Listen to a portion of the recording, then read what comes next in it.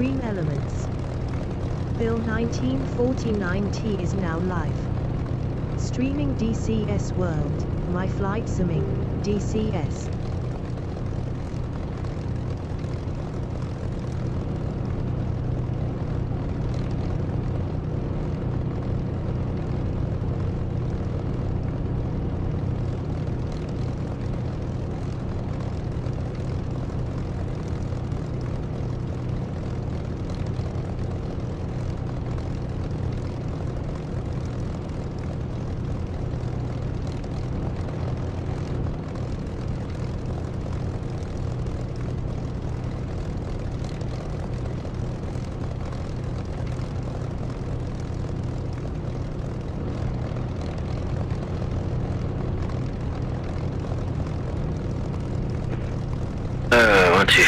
Check. Yeah, copy.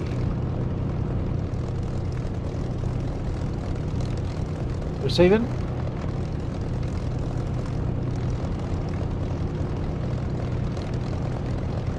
Yeah, copy. Receiving. Yeah, receiving. Okay, I was on the wrong screen, so I just replied, but you didn't get it. So I'm going to be on the other screen for a second. Yeah, no worries.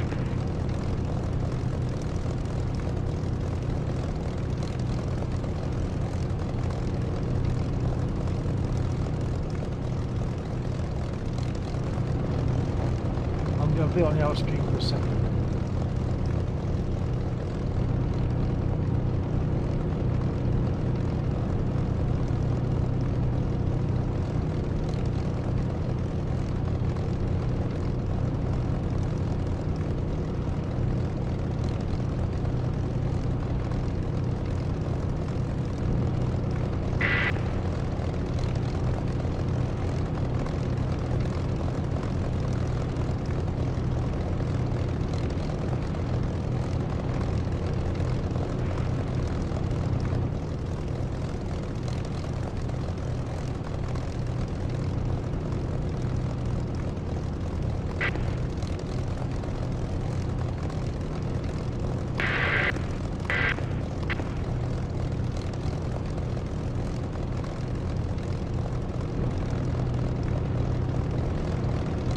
JJ_945_. Hey there Bill, how are you doing? Hi there JJ, yeah, not too bad, thank you. I wasn't on last weekend because we had other things happening, but yeah, back here today, and was on last night, so I'm on very late tonight. I've only just started really, but I'll go on till about 2:30, 3 o'clock, something like that. Chief, I'm not sure if you're transmitting, but if you are, we're not receiving it. Yeah, okay, radio check. Yeah, that's better. Yeah, copy that, Chief.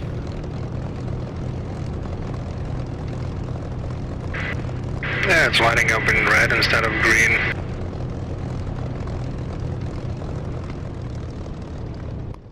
Yeah, when you transmit, it is red. When you receive one, it's green. Oh, okay.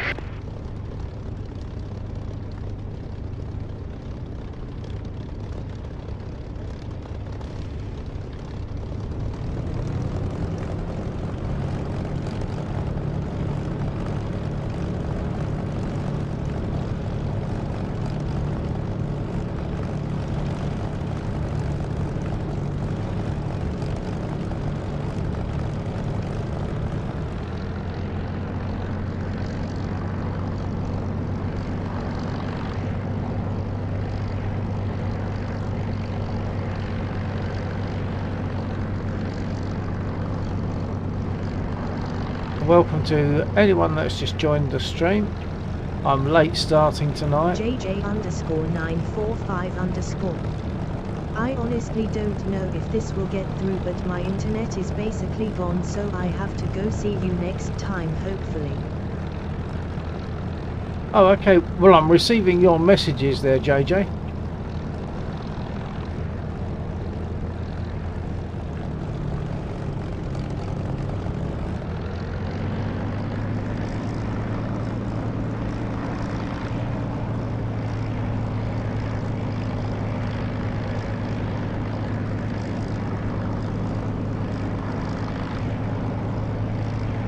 Anyone just joining, I'm in a Spitfire LF Mark 9 and I'm about to take off. Just taxiing to runway.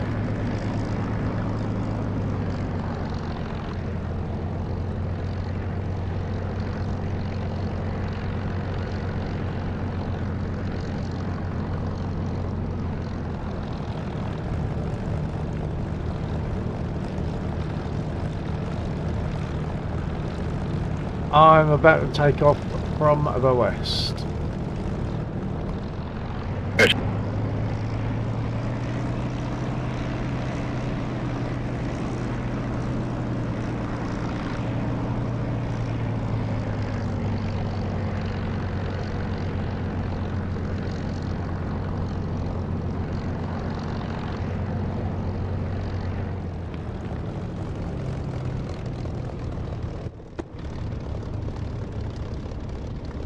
JJ_945_. Maybe I will have better internet when in England, which am by the way going to the coming weekend. Okay, so you're in England next weekend?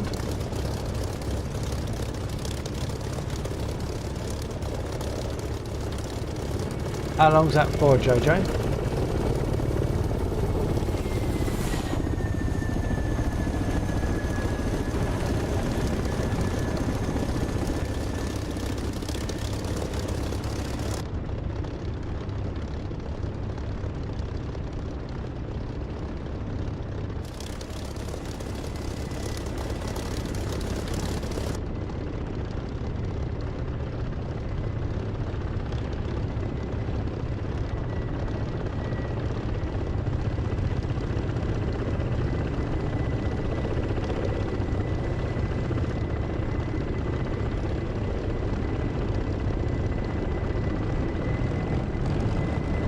Oh, you sound right. Maybe it's check your blood pressure.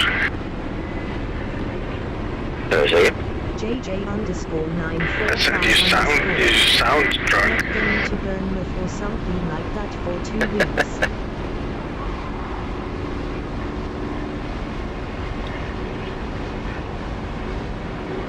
Bournemouth. Lovely place, yeah. 2 weeks in Bournemouth. Very nice too. That's a holiday, I take it.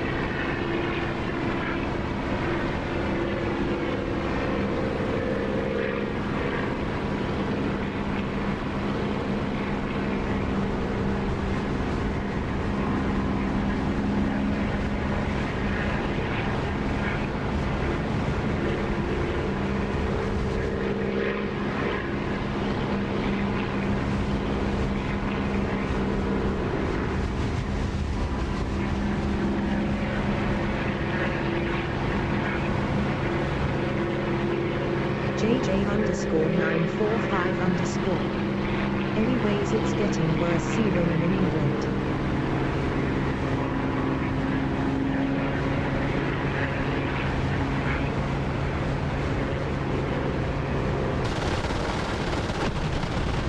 JJ_945_. See you when I'm in England. Asterisk.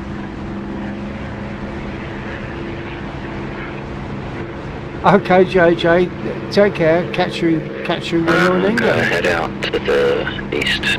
Those units at the end of the airfield.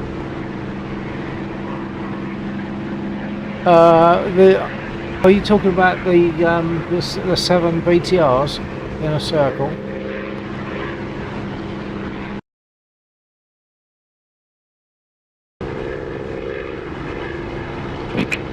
sure if you got that. Yeah, that's where I'll go. Okay, I'll make my way.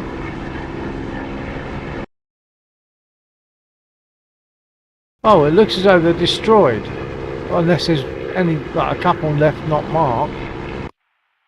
Or maybe G've got them. Say again. Maybe G've got them. Yeah, it looks like.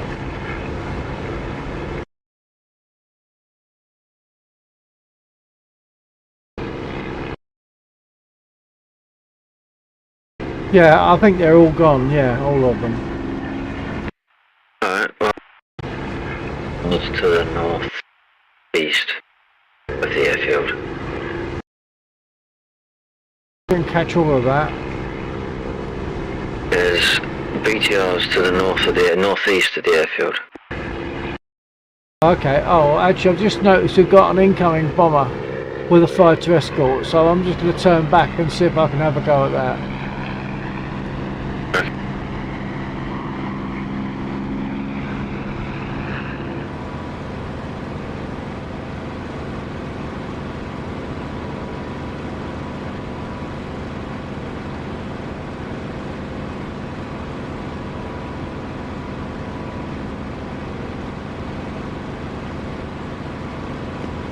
We do have the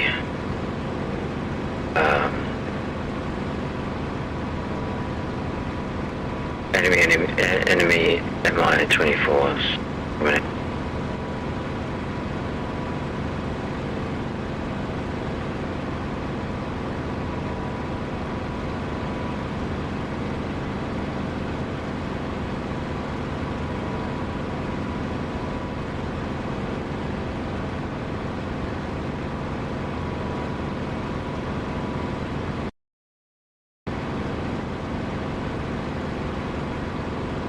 Okay, I'm not sure if that last message was for me. I'm planning to engage the fighter escort for the bomber that's north of the airfield. The helicopters. Oh, sorry, a second.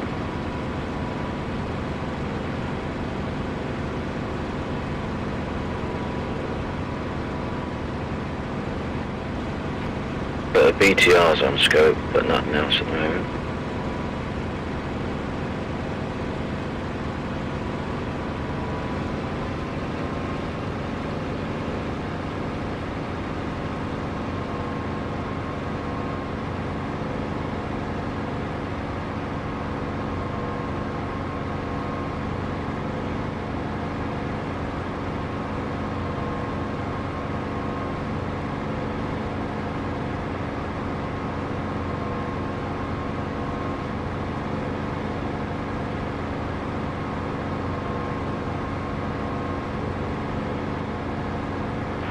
I've got what I think is the lead Mi-24 or the second Mi-24 locked by matey boy. I'm going to approach. Good luck. I'm going in for a 109, tally ho. I got the one on the right. Yeah, I'm not sure where mine is. It's either the rightmost or the second one in. Firing. Like the range.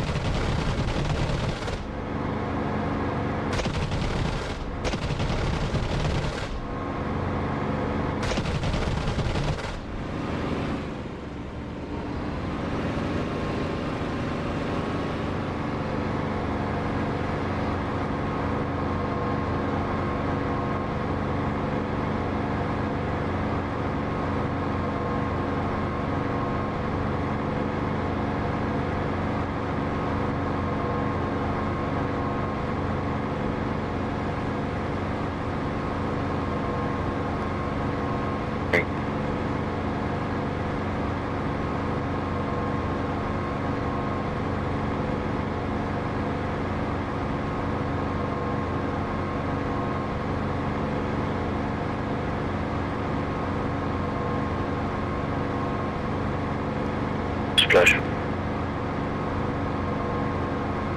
Nice.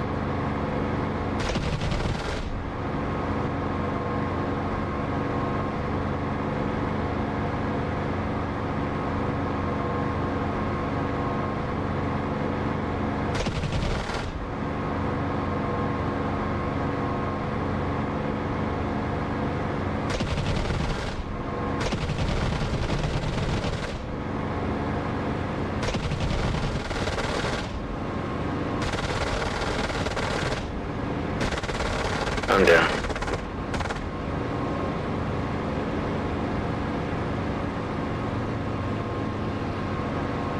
I hit the 109 a number of times but run out of ammo because I forgot I'd already engaged the ground units. RTB.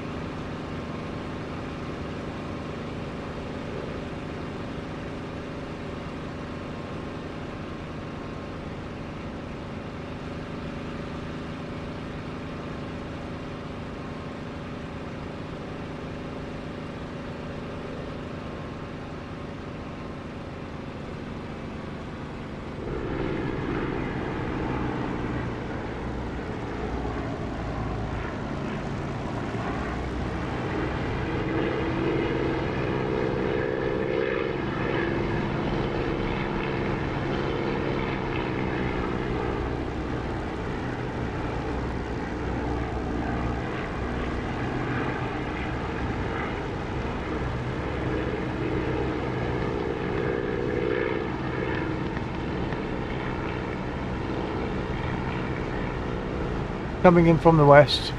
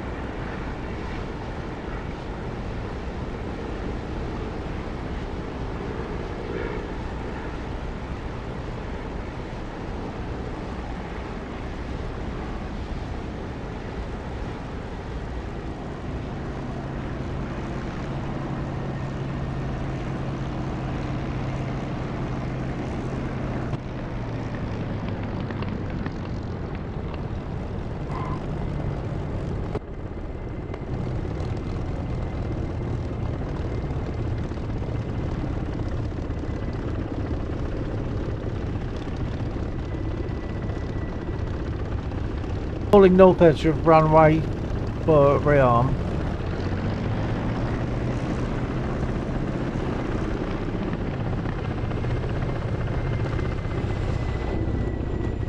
I think that's Laxor in that one.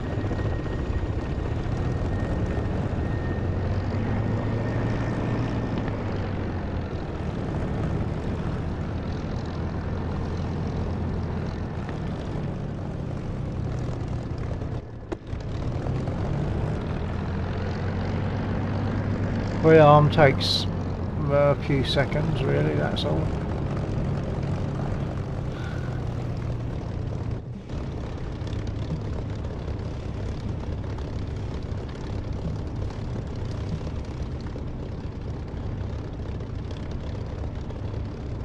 Request refueling. Request rearming. Copy.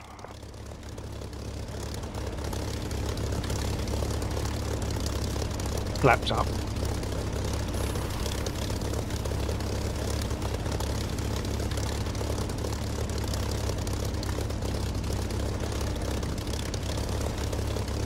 Refueling complete.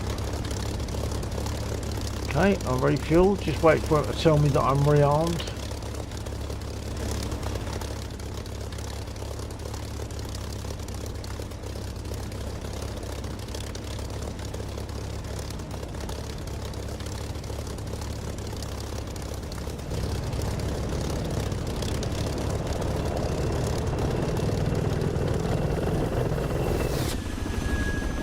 Nice pass. Rearming complete. Okay, I'm rearmed, refueled. I've got no damage. What we got in the sky? We've got a 109 still, escorting that bomber, and a 109 south of the airfield. Perhaps I should concentrate on the one that's south of the airfield, maybe.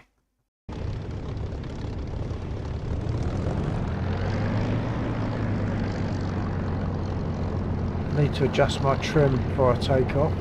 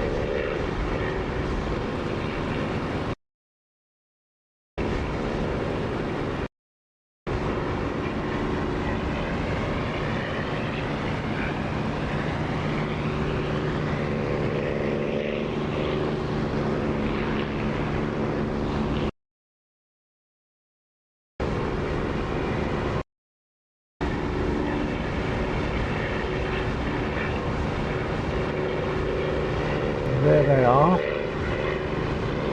109 escorting a bomber. So I'm going to go for the 109 again.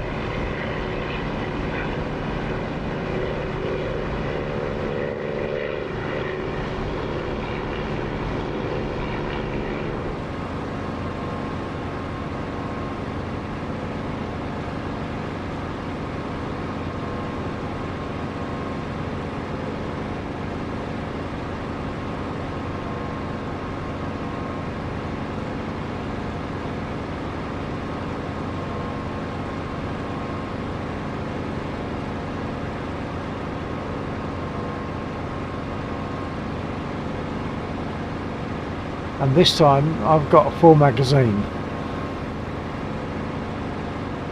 So that little dot at the back there is the fighter, and that's the one I'm going for. That's the 109. He might be breaking off. He might realise that I'm here. Yeah, he's broken off from the bomber.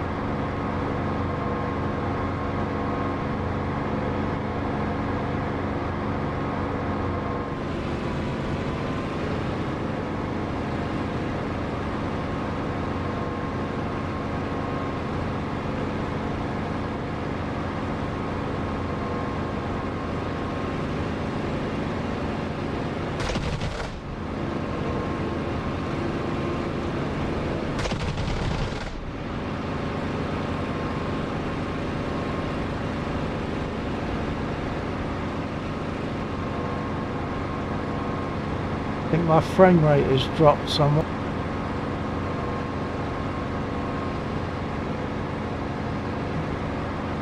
No, it's alright at the moment. Oh, I've got the 109.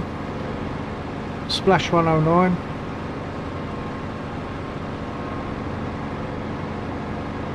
I've now got a return. RTB, I'll come in from the west.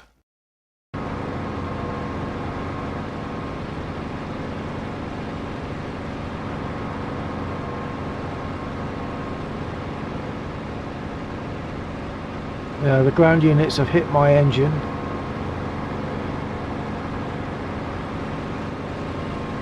Just need to find the airfield.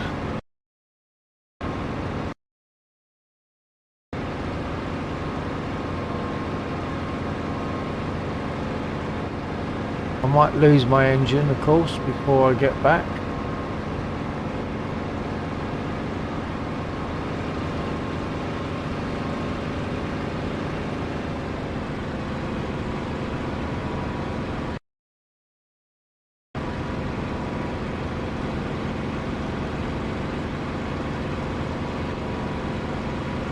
Okay, I've got rather delayed controls, so either I as the pilot am injured and not very good at flying the plane, or the engine, the aircraft is damaged, but I wouldn't have thought that that would cause delayed input and reaction from the aircraft, so it's probably injury to the pilot.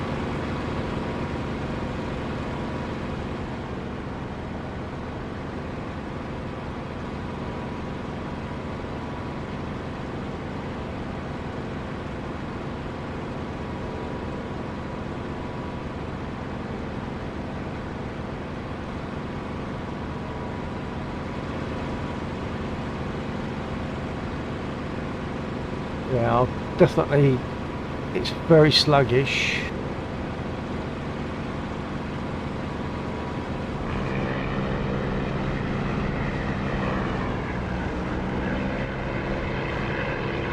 Gear down. Sorry, I'm coming at a land, I'm just talking to my stream.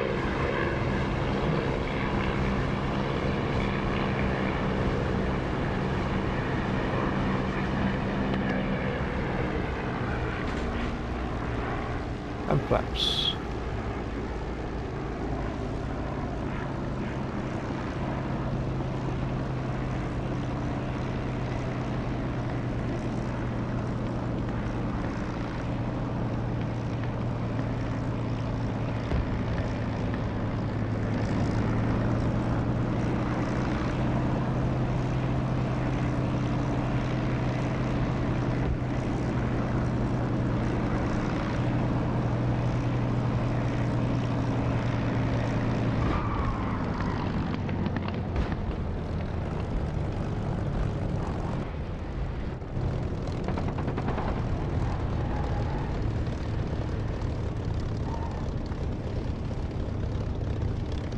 Well, I'm down. I've survived. I think I've probably got to get beyond the threshold before I can get rearmed.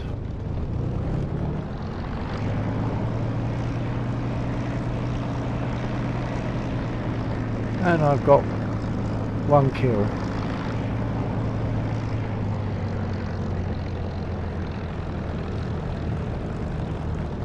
But that's alright, a nice little sortie. One kill, one BF 109 taken down. And I've definitely got damage. I've probably got a leak. I'll check for leaks because they won't rearm me if I've got fuel leaks to the engine. So I'll take a look before I ask to get rearmed and repaired. I will have to get repaired. Let's take a look. Well, I'm not seeing any leaks, and I'm not actually seeing any damage to the aircraft, but I was trailing smoke earlier, I'm sure I was.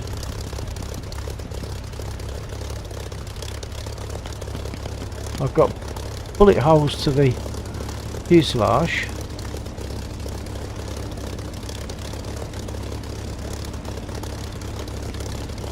Okay, I'll get repaired, rearmed, go up again.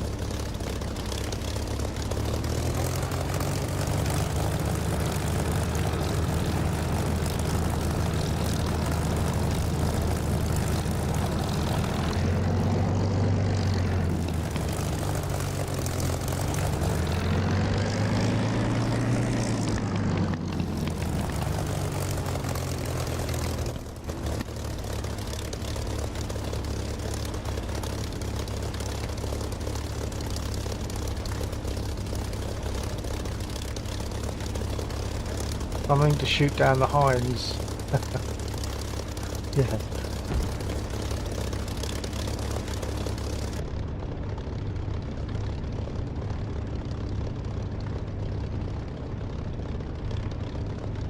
Before I can get repaired, I've got to cut my engine, so I'll start the repair and then ask for rearm.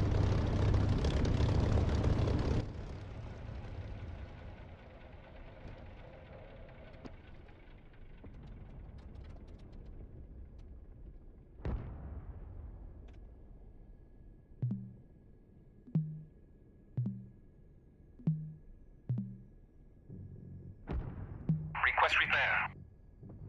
Copy.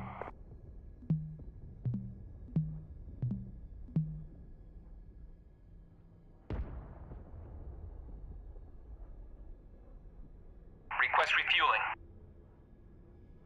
Request Copy. rearming. Copy.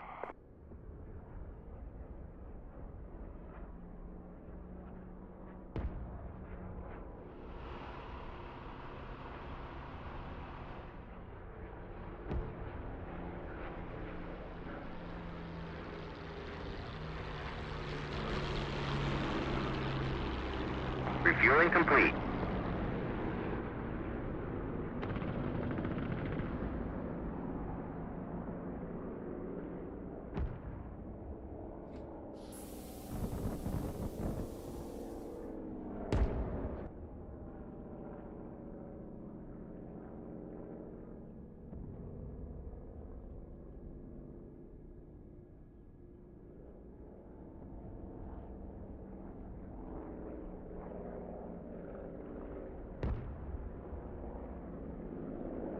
Rearming complete.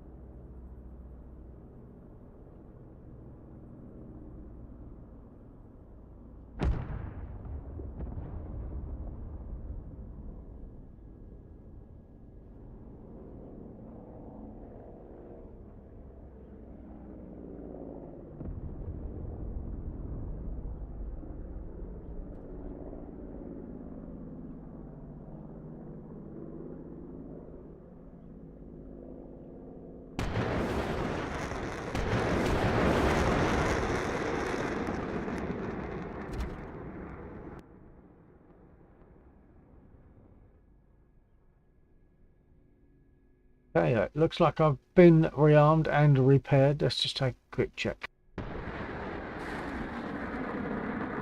Yeah, bullet holes from the fuselage are all repaired. Any problems I had with the engine should now be okay. So I'll pull centre runway, take off again. What is there to go for? Well, there's some 109s up there.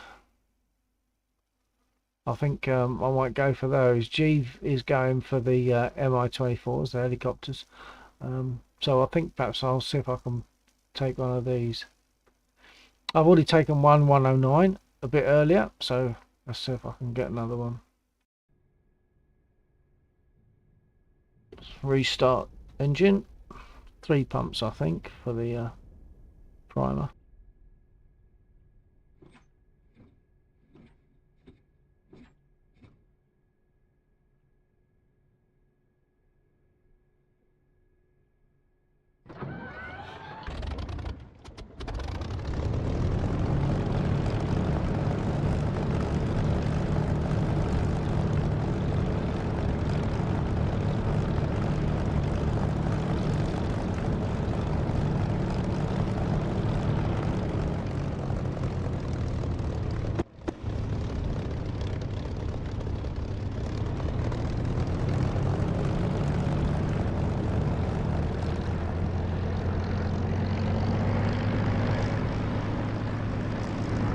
124, check. Yeah, copy.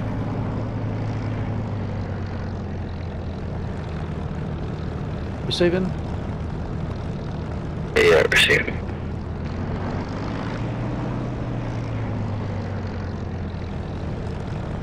I think I'm going to go for the 109s that are north of the airfield, or were when I last looked.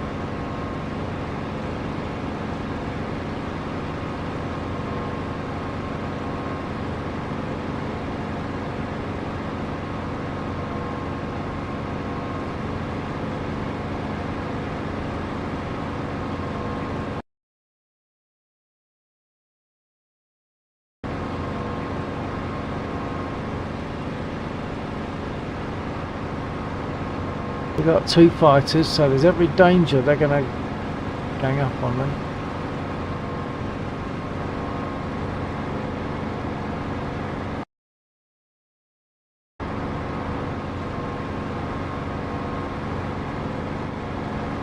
I can't see either of them yet.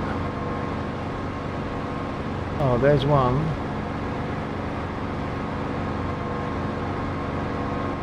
Oh, there's a closer one. That'll do.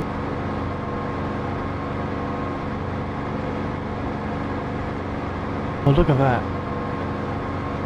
I've lost sight of him already.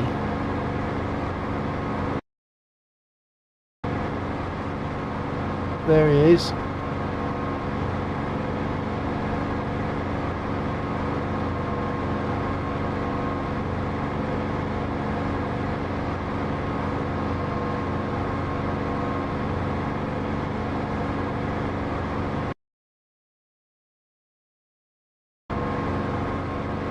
Make a turn and I lose him.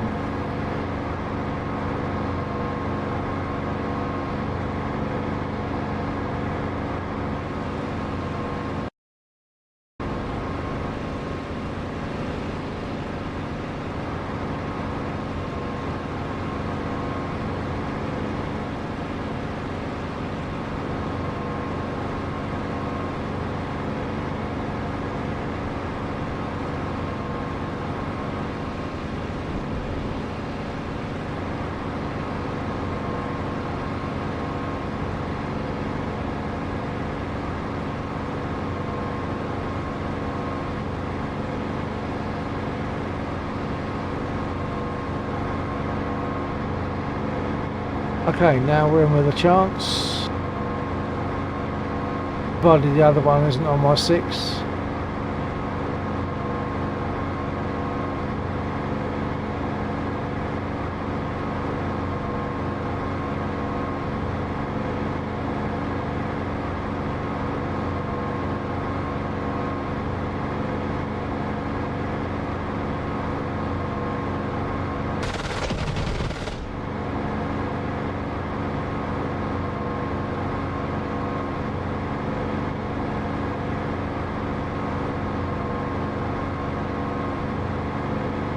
And of course I could zoom in on him, but they didn't have that opportunity in reality, so I tend not to do that.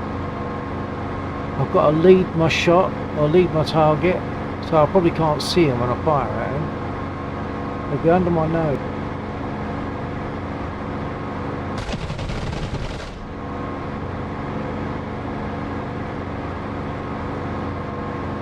I've got full throttle, got to be careful not to burn the engine out.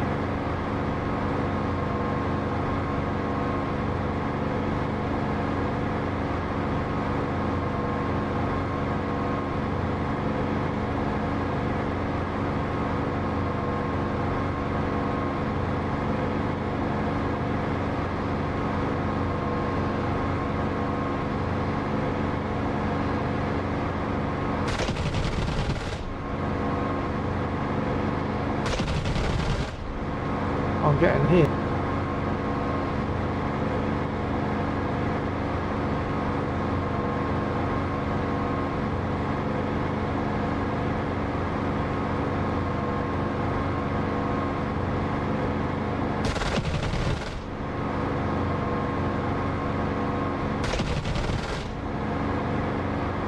I'm steaming. He's venting water, I guess, or steam.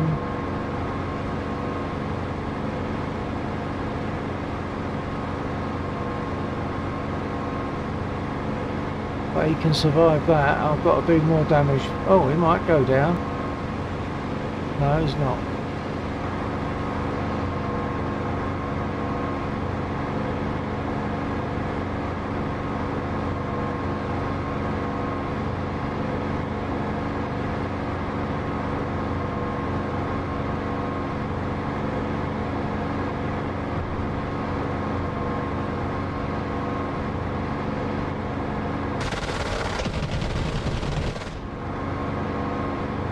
If he goes down now, it's because our ground unit got him, which he will, I think. Yeah, he's going down. Can't claim credit for that one. The ground unit got him as he went over our airfield.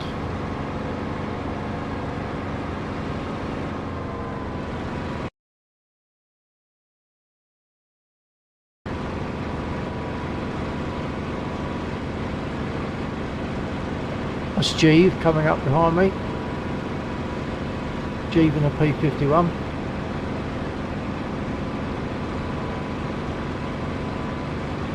I probably haven't got enough ammo to go for anything else right now, apart from maybe a ground unit or two.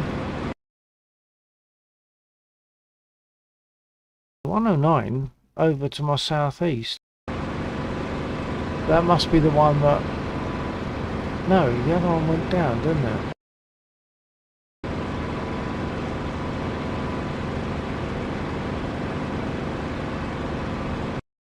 Well, I've just passed him and not seen him.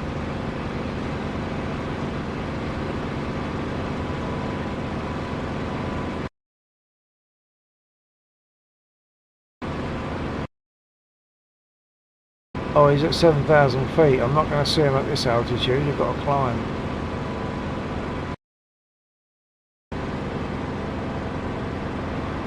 There he is, the small dot behind the large dot.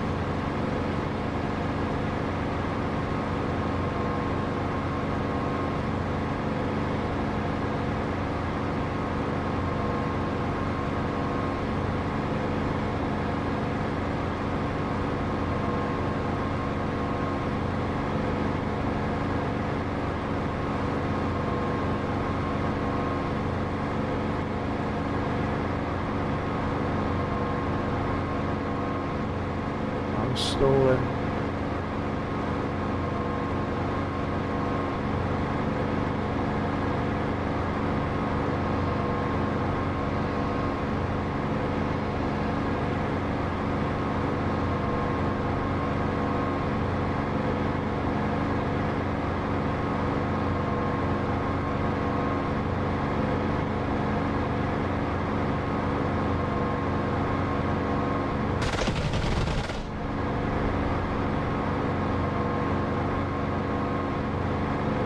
That was a bit of a spray and pray, really. I've got no speed. I'll try and gain speed and keep my eye on him.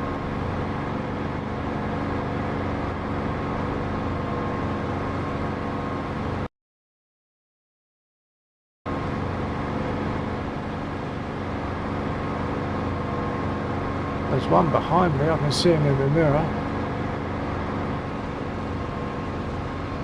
But I don't know if that was a fighter or a bomber. And he was trailing smoke.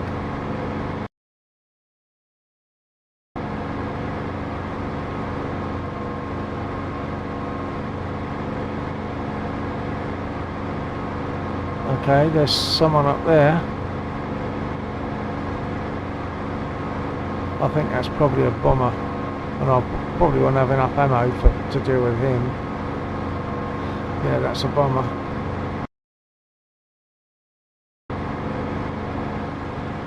There's a 109 over there somewhere, but I can't see.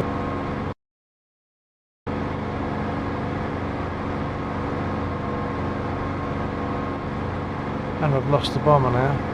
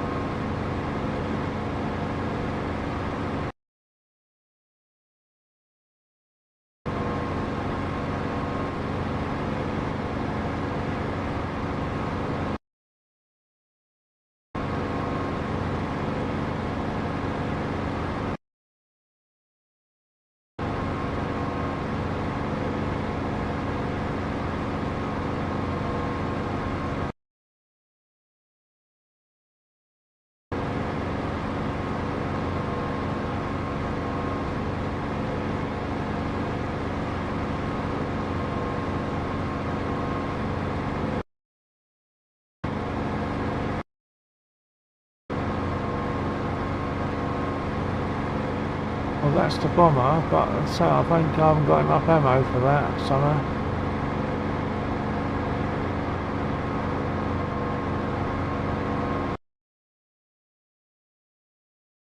I think the fighter in front of me is badly damaged.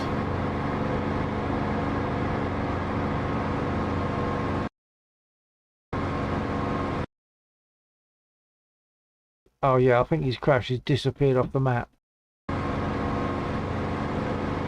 So I'll turn on the bomber, but I can't do much with him, I don't think.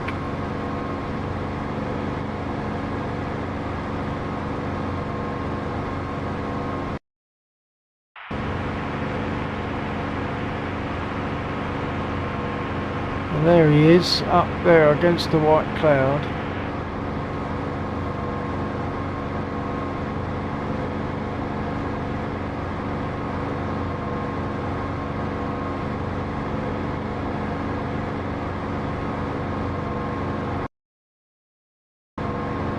Twice my height.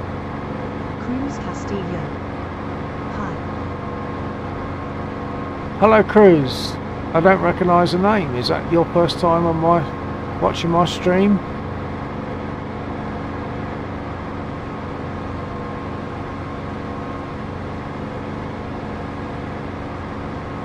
Cruz Castillo. Hi Cruz. Are you receiving me? Is this your first time watching my stream?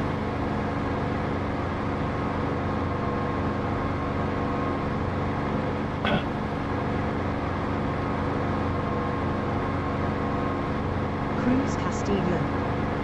Yes. Well, welcome. Hopefully you'll see something here that you enjoy.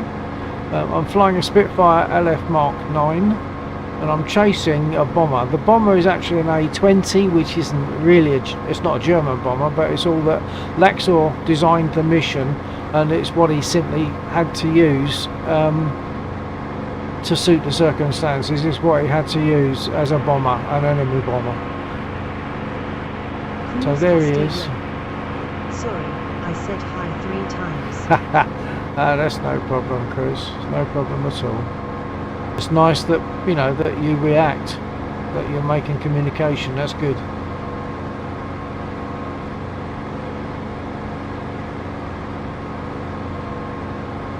I don't know how much ammo I've got left, but I'm going to have a go at this bomber as much as I can when I can get close enough. But they're fast. And his rear gunner will probably be shooting at me soon. Well, perhaps not soon, so not close enough, but he will be.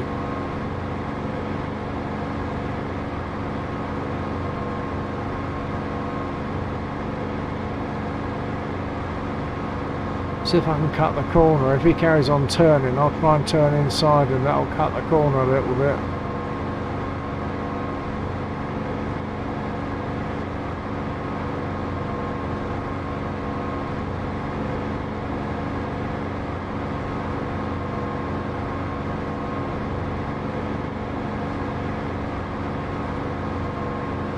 Getting closer. Okay, tally ho. But I'm really burning my engine at the moment.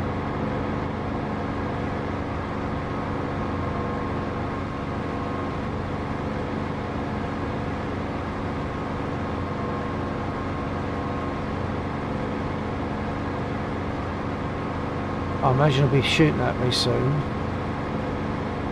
They usually fire red tracers. I'm trying to stay a bit low and sort of come up at him afterwards when I get closer. Just try and cut the corner again. If he's turning, I'll try and cut the corner by turning more.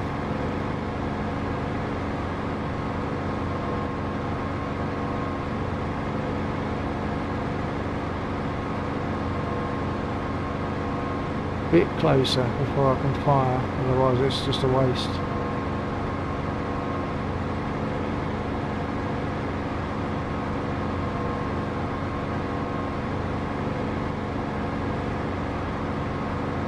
It seems to be turning all the time, so I'm going to try and turn inside him and that'll sort of cut the corner and get me closer to him.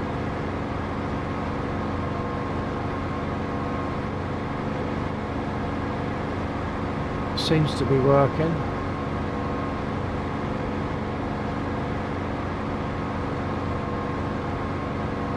Oil temperature's quite high.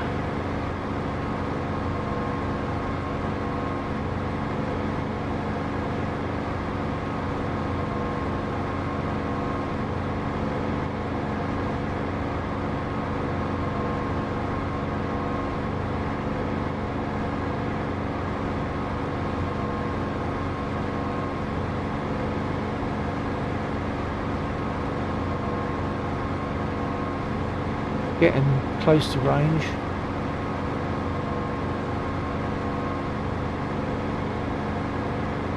Okay, I'm going to throttle right up, which is a bit dodgy because my engine's hot and the oil is hot.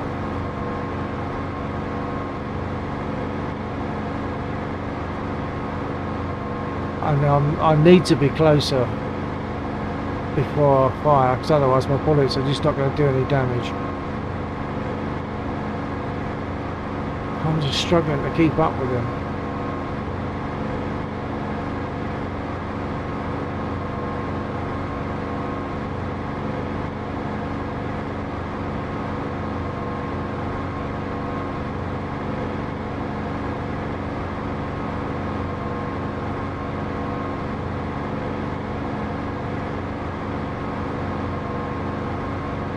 Once I get close enough, he's back on the throttle.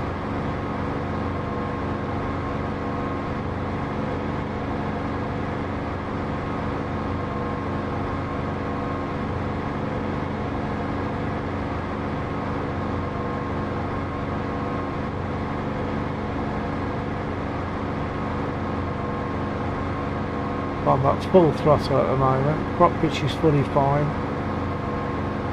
Boost is in the red. I'm really pushing it.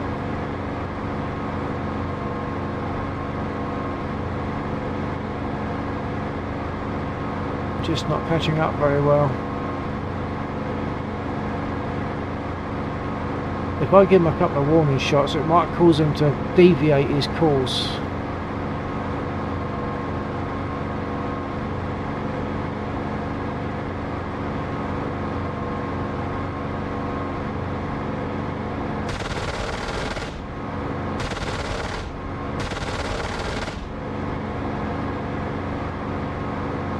Yep, that did it. It's deviated his course anyway.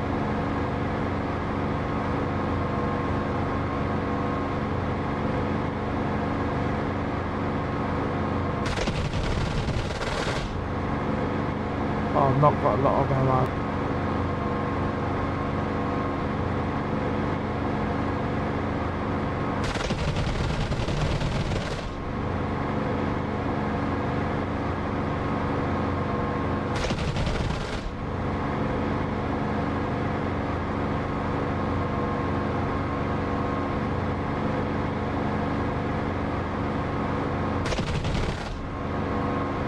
Getting hits. Don't think it's going to be enough.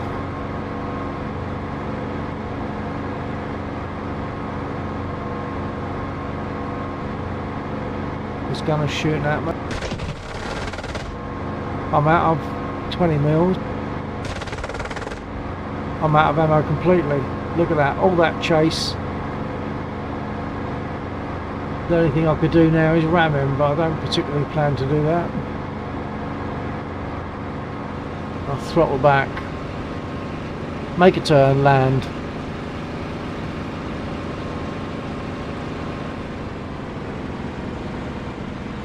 Get rearmed.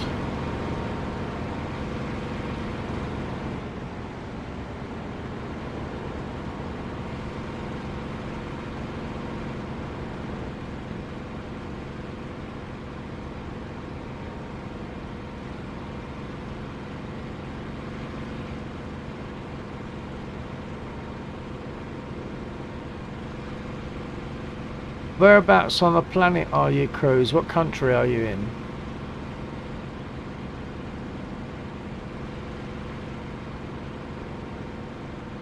Okay, I'm getting ready to put my gear down.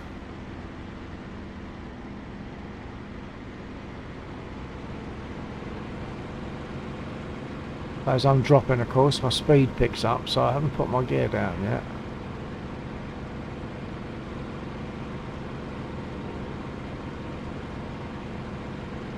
It looks like that bomber got hit Cruz by our Castillo. ground units. California. California, okay. Hello, California. Okay, gear down.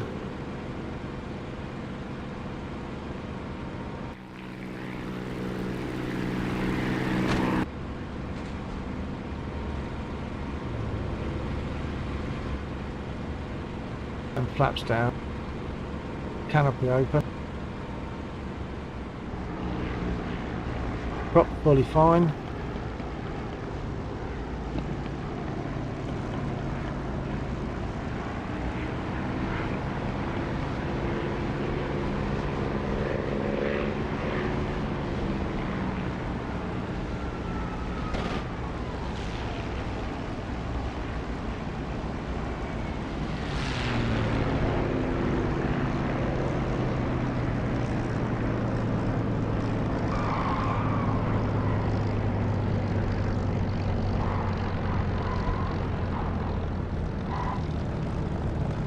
Not sure if I was being chased by a 109 then, and that 109 was possibly being chased by Jeeve in a P51. I can't look at the map yet.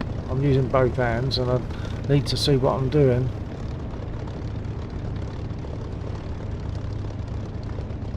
Triple 9, refuel, rearm and repair as it happens on south edge of the runway.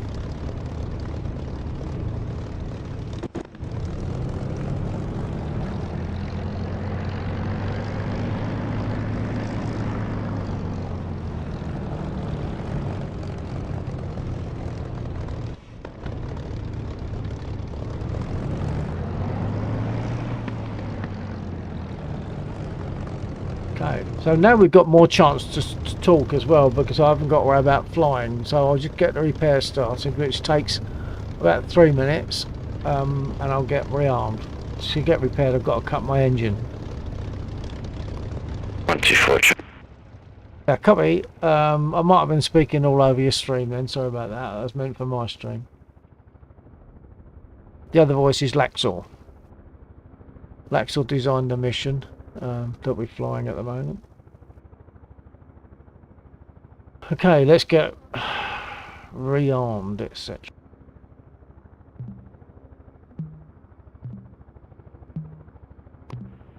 I'm not going to be going on for messes longer. I'm actually kind of falling asleep whilst I was flying a couple of times, so I'm probably going to call it about 2.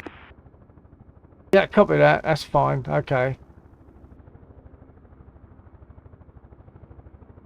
Right, so repair has started. I'll get rearmed. I'm using voice attack to get the menus up on the top right hand corner.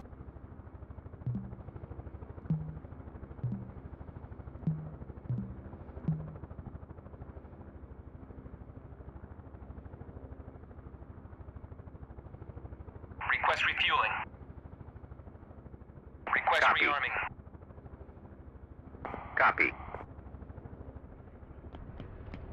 As you heard, Lexor will have to be puddling off because he's falling asleep at the stick.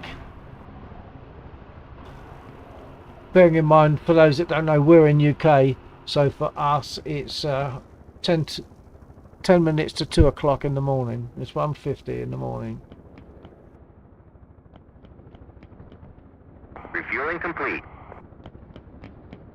I don't know what time he got out of bed this morning. It might have been early.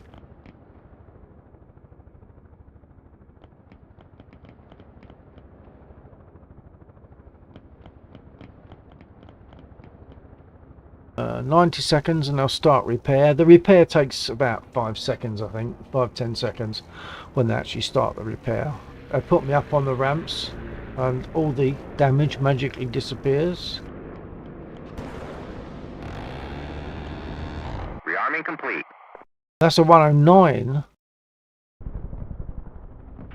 That just there is a 109, so if I can get done in time, I'll go up and try and engage that one. That's an AI 109, it's not a player in this instance. We can do it, but there's no one actually flying a 109 at the moment. No players. 40 seconds for commence of repair.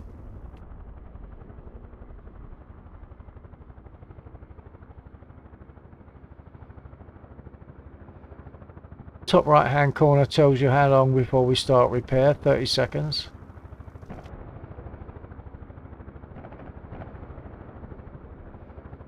I'll jump out so that that's visible.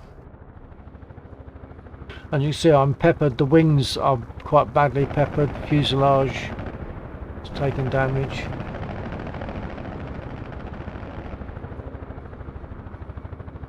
And in a minute you'll see, there we are, we're up on the ramps, been lifted up. So the repair can now commence. So you'll see all that damage will disappear. There it goes.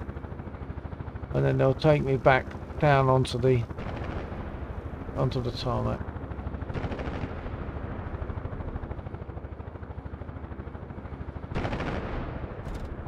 I imagine the firing is our units firing at enemy aircraft in the vicinity.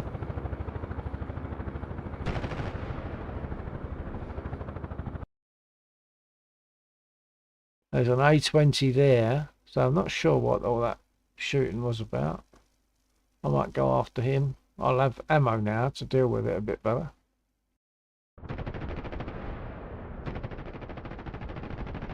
But of course I've got to find him.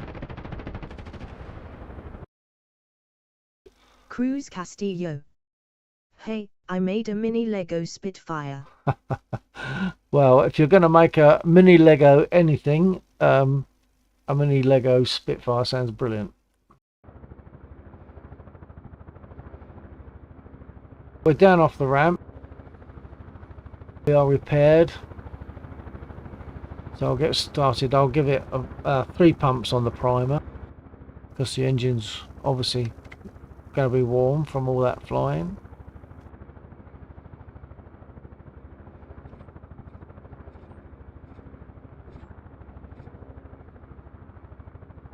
Crack the throttle and start up.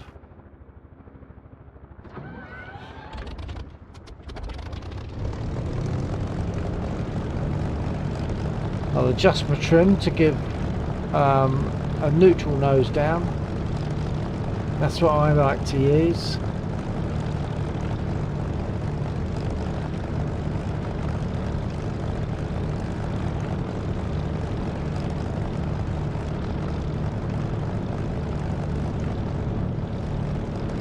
Move to roughly centre runway and take off.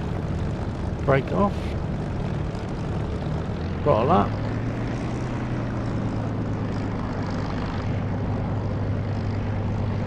I'm using the rudder and the brake lever at the top of the stick there, to control the direction of the aircraft whilst I'm on the ground. So there's the brake lever, you're seeing it moving. I'm using that in combination with the rudder pedals, and you can hear my pedals going in the background as I move my feet. Okay, final check, flaps are up and nose down trim is set, rudder trim is already set, brake off, away we go. Got that. Okay, Jeep, if you're receiving, yeah, thank you, sir. Have a nice evening yourself. Not sure if Jeep is receiving.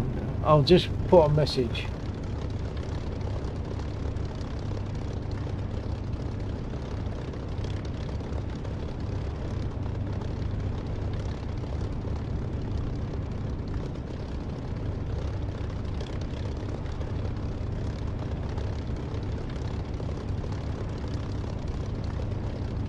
Okay, brake is off, stick back, full right over and then throttle up.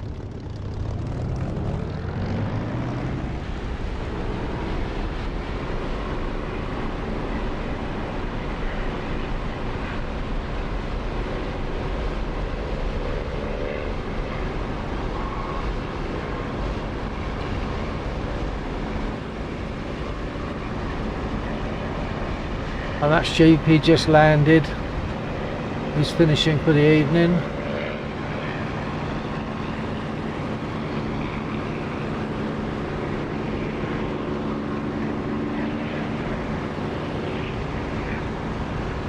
I'll give him a quick buzz. He left before I got there, okay.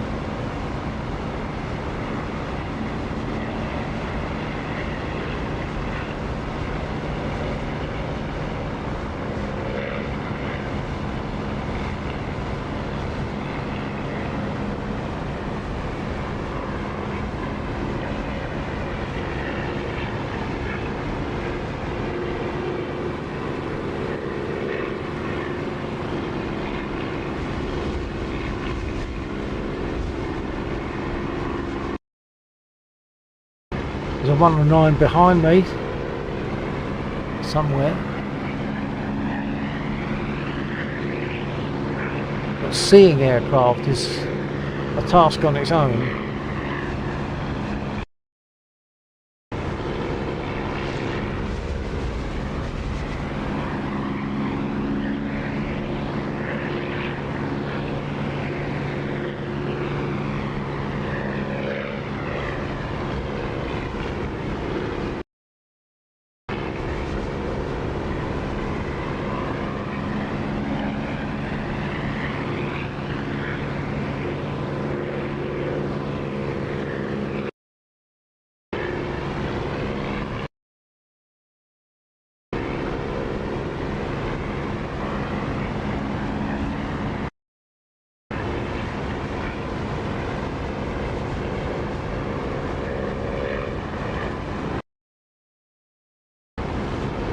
I've got two 109s near me. I haven't seen either of them yet.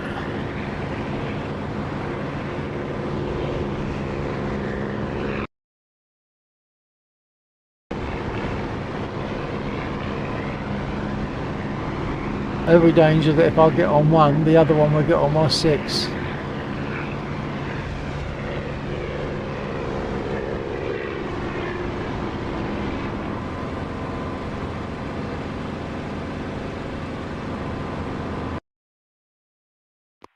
124, check.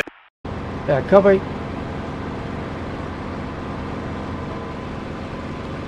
Alright, I had a problem with my previous spawn. For some reason the engine wasn't starting properly, so...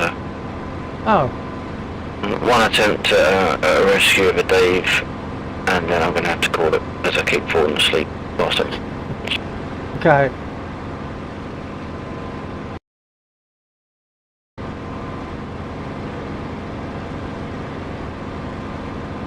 I still haven't seen this 109. I've seen them on the map.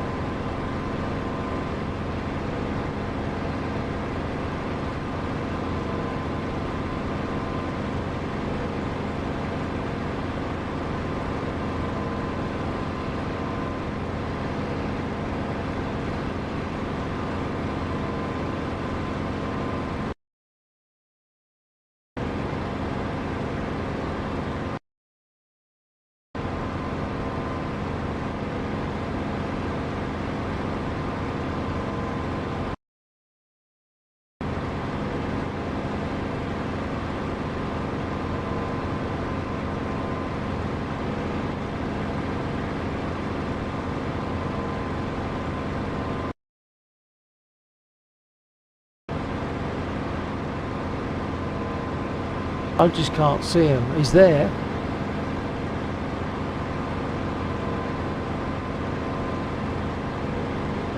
It just goes to show it all depends on who sees who first as to how an outcome might come about.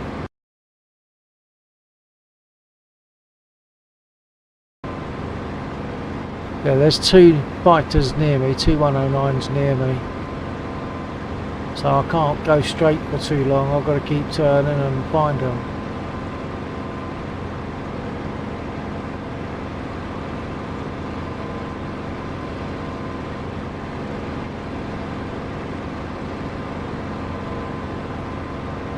Oh, there's a clue. Our ground units are shooting at something.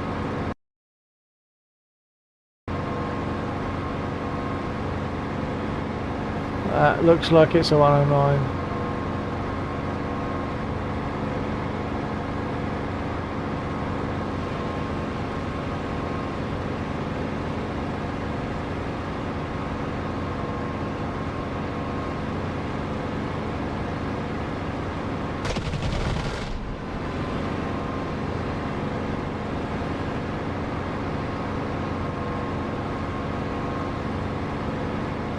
I don't know where he went after I fired at him.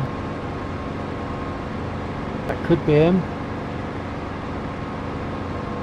I kind of don't want the ground units to get him, because I want to get him.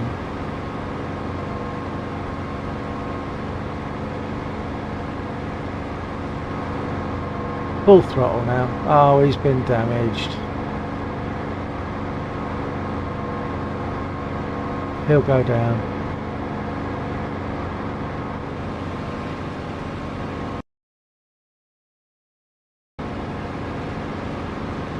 I've got one near me, possibly chasing me.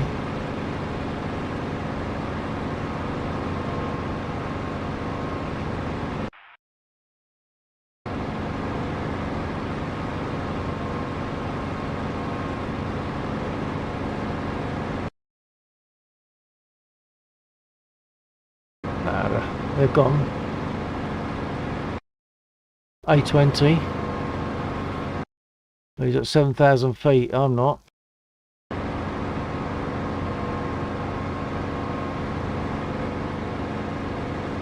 Just to explain for those that don't know, the A20, although it's not an Axis aircraft,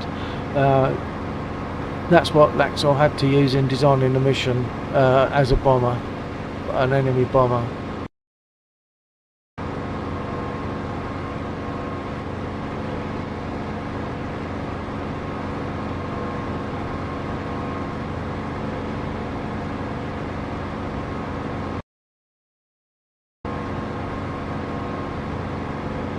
There he is. He's in my within my sight now. So I'm going to try and turn inside him if he carries on turning, I should then, that should close the gap if I turn inside him.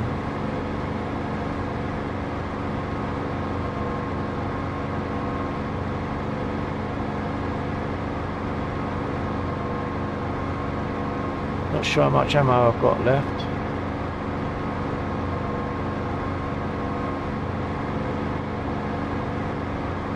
But these are fast.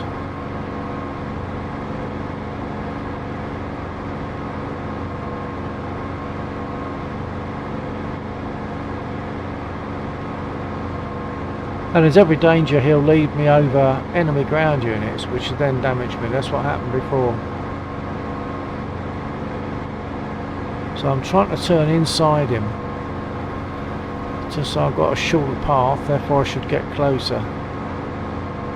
He's getting bigger.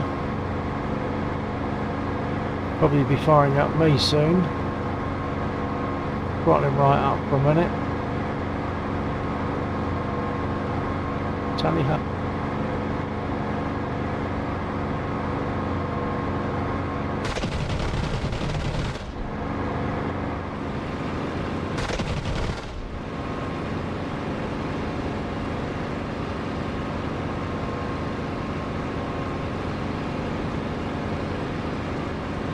I think he's going down.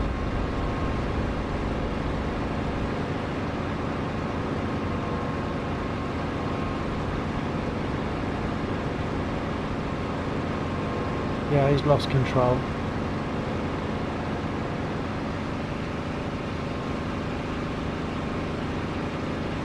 So that's a kill. I'm happy with that.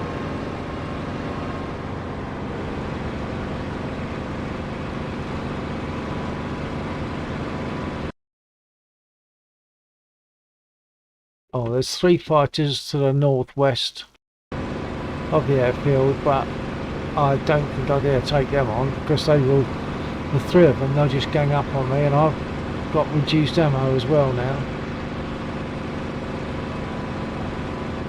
You don't get much ammo on a Spit.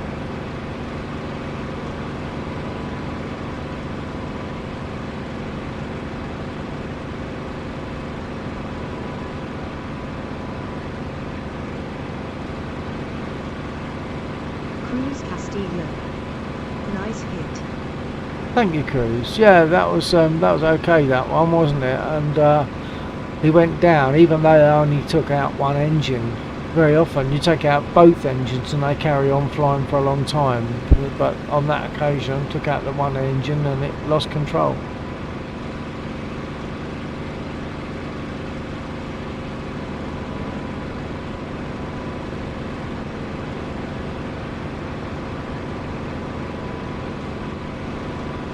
Really, I suppose I should land and get rearmed, because the ammo must be low now. In case you don't know, with the Spitfire you get about 15 seconds total button trigger squeeze, and after that you've got no ammo.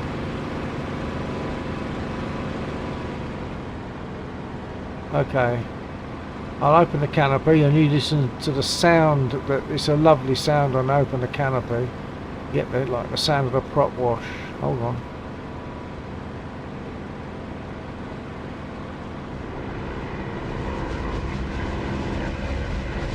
Nice airy sound. Go gear down.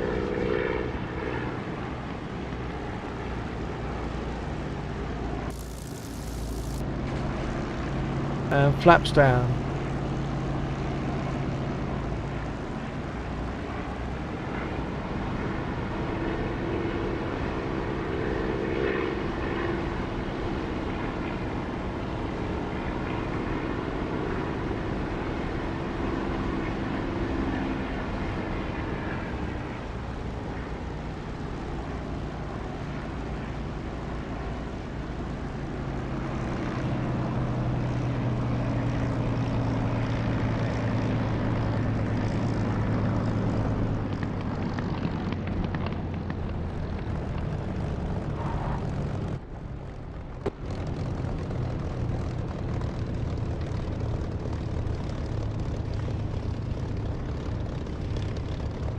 I'll pull to the north edge of the runway in case Laxor needs the wrong way.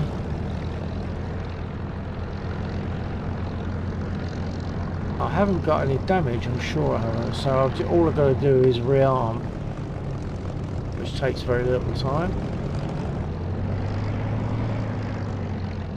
Cruz, do you fly in DCS?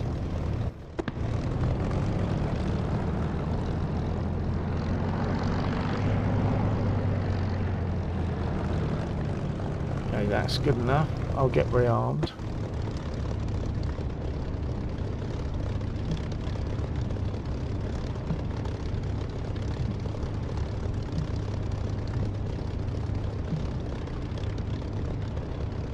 Oh, I've still got quite a lot of ammo left actually. That's not bad.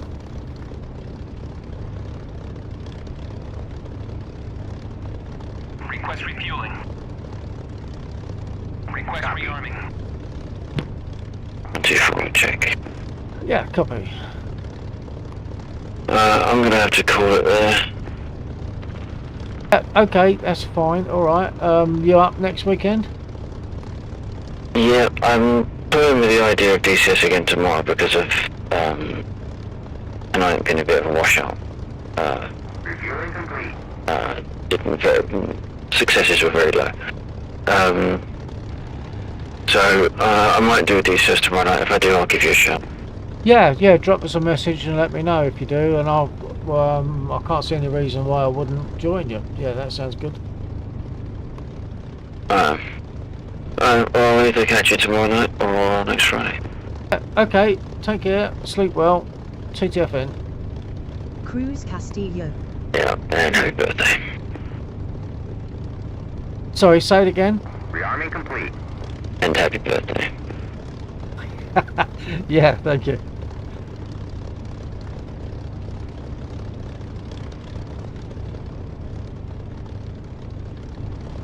Okay, so you don't fly in DCS. You just like to watch. Do you do any other flying crews? Any other flying like simulators or games?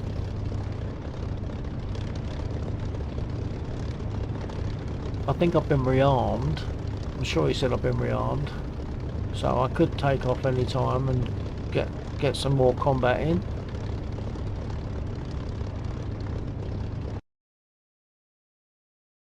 We've got A20s there, and there. There's no 109s. I like the idea of 109s. Trouble is to say when you get more than one, they are dangerous for a lone aircraft, a lone like Spitfire or whatever. So because they will kind of gang up on you.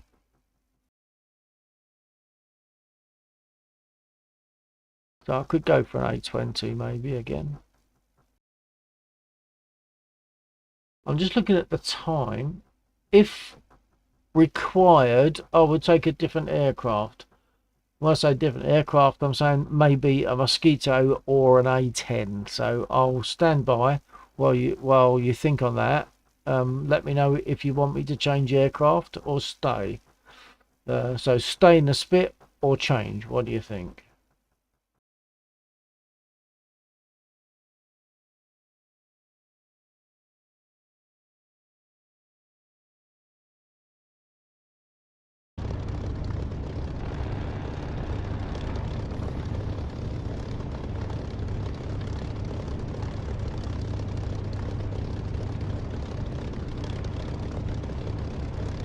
Cruz Castillo. No, I don't think so. I'm not sure what your "no, I don't think so" refers to. Whether it's you don't want me to choose a different aircraft, or you want me to choose. So same aircraft or different, like Spit or change. That would be the choice. Spit or change. And if change to what?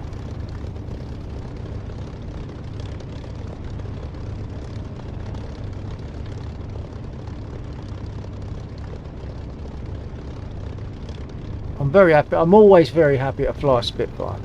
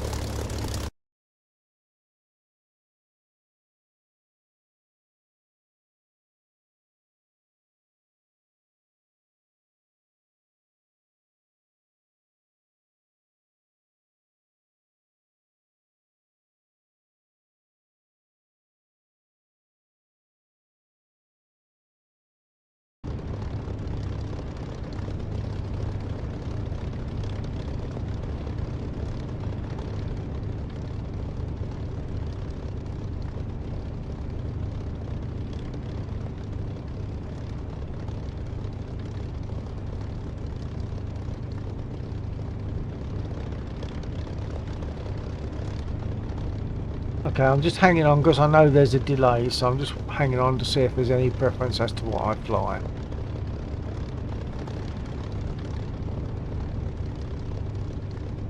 And obviously I realise that there'll be some people that could be watching and are not in a position to make a comment. You have to have a YouTube channel, I believe, or account to make a comment, but that shouldn't be a problem. It's easy enough to make an account and it costs nothing, and once you've got a YouTube account, then you can make comments on things like this on this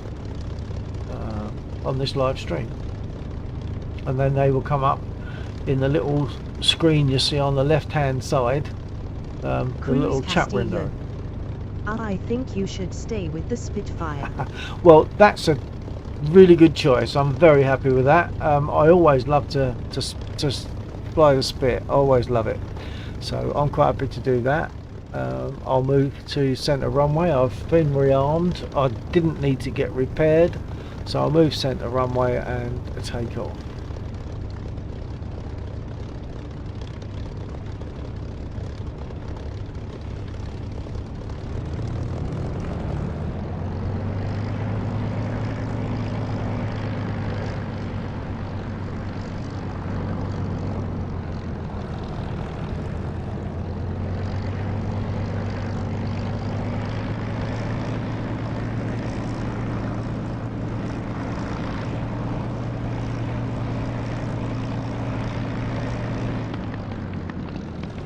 I'm trying to show my pedal movements as well, but it's awkward because I have to look down to show my feet, but then I have to cast my eyes upwards to see roughly where I'm going. I might be able to adjust track IR for that. Stand by.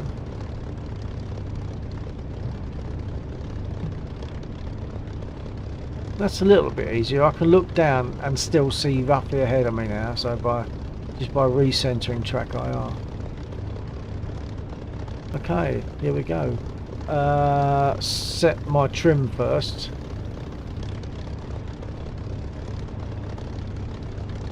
I'll set the nose down trim to neutral.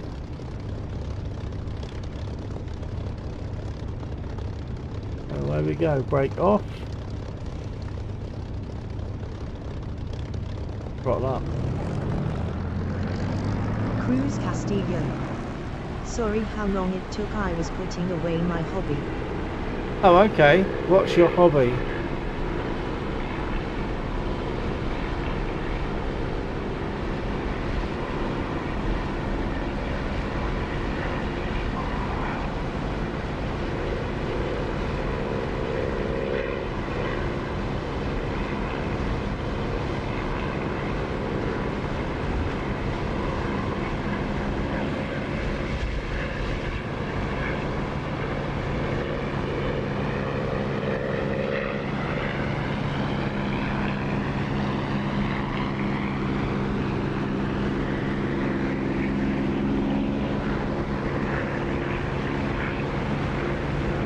I think I'm just going to pick up a bit of altitude for now.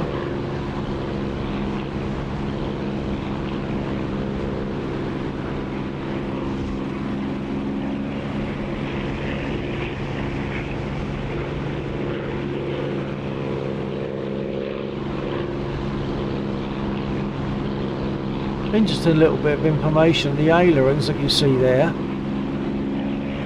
they started off being fabric covered, but I think as greater speeds were achievable, the ailerons would warp a little bit with the higher speed and the pressures that were put on them, so they then covered them with like a metal finish, same as the other parts of the body.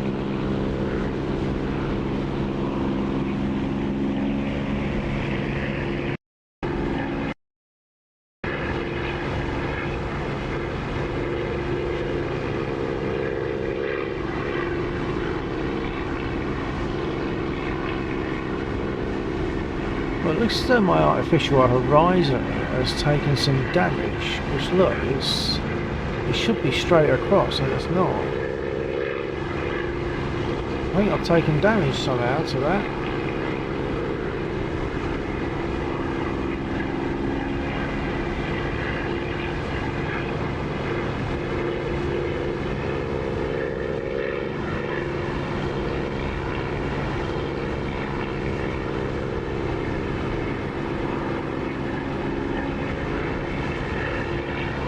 Okay, I'll close the canopy.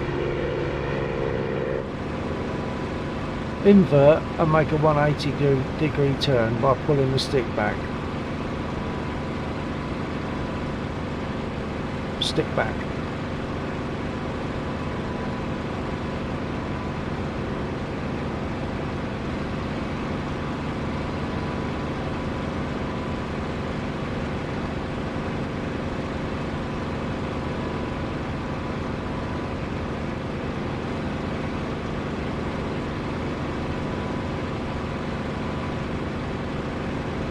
Let me know if you leave, by the way, chaps, so that I'm not talking to myself. Because the count of people watching is not not reliable, so it can be telling me people are there when they're not, or not telling me people are there when they are.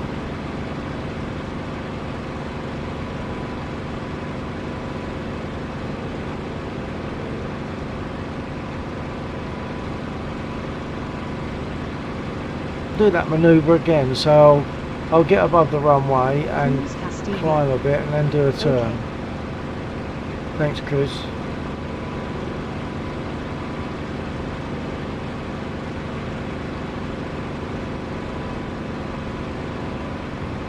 So I'm at 2,000 feet, I can climb a bit more.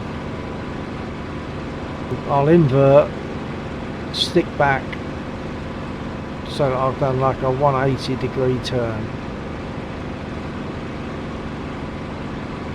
But my artificial horizon gauge has definitely gone bananas.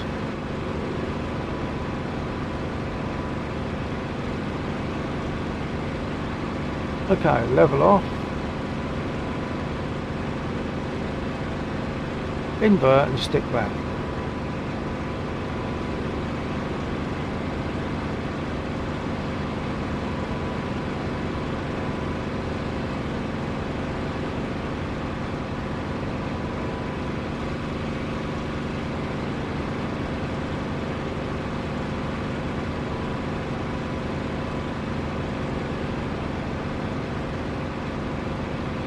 Is the person on Twitch able to say a quick hi?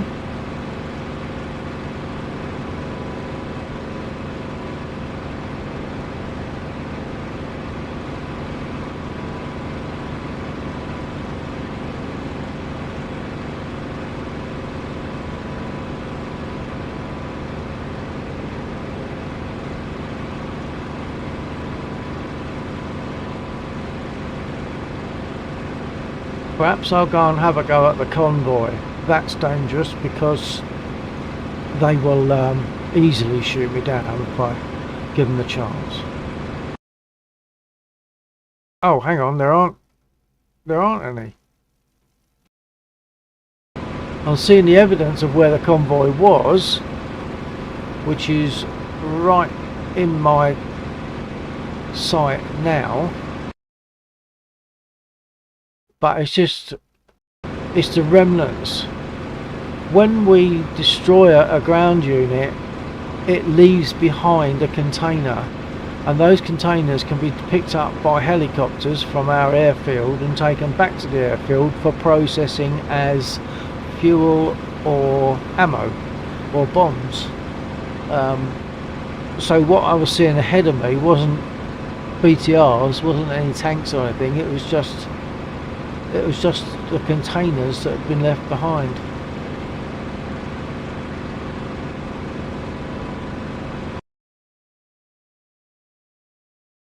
There's another A20, so perhaps I'll go and find that one. No, there he is. I've just happened to see him. That was lucky. Brought him right up now. Prop pitch fully fine.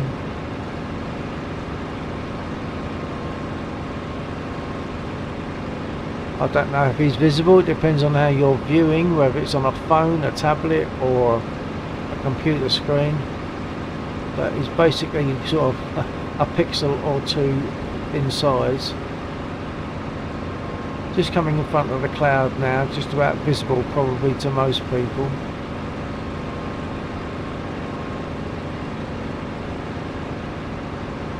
And once again, I'm going to try and turn on the inside of him. Castillo.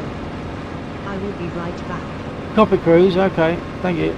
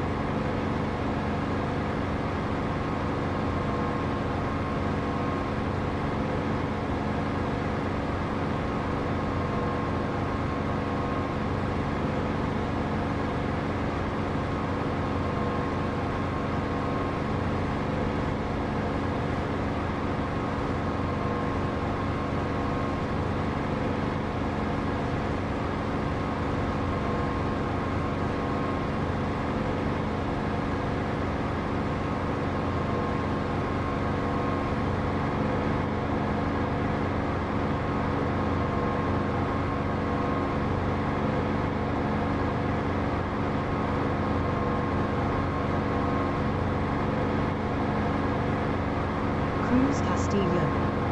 Alright, I'm back. Got it good. Thanks, Cruz.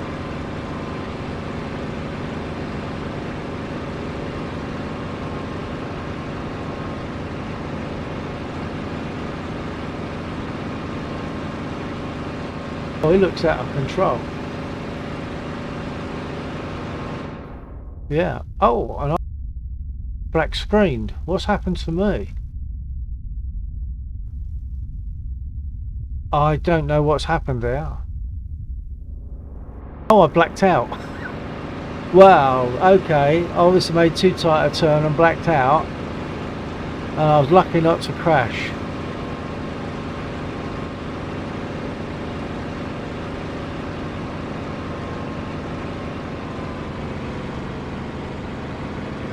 I'm making a tight turn because I was trying to watch what's happening to the bomber.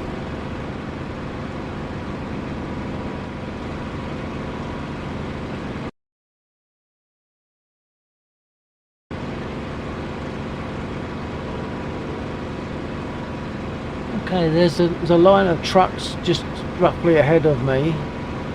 Sort of now they're ahead of me, but there's also a line of infantry, and the infantry are dangerous because of what they carry to shoot me down. So I'm going to go for the infantry first.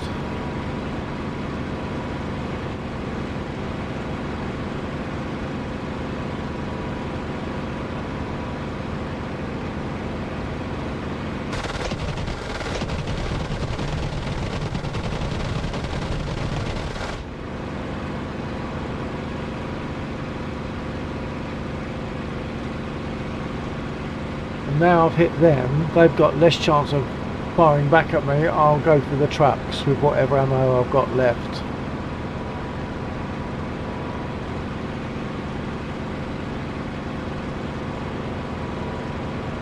You see that little line of black dots, the trucks.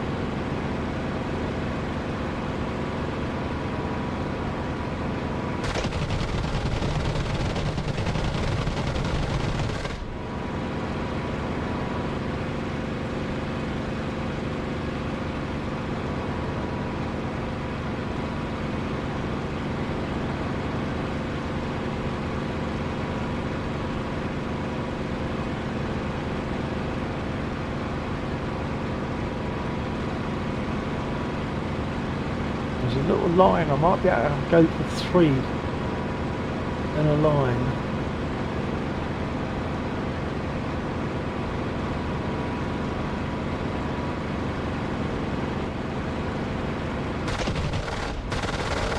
Or 2 anyway.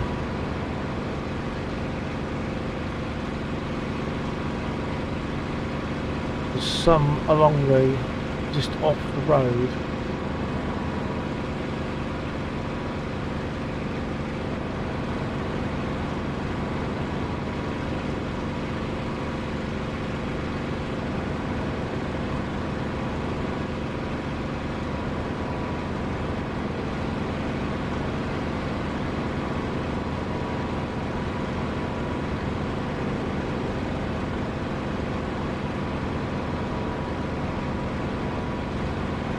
Cruz Castillo.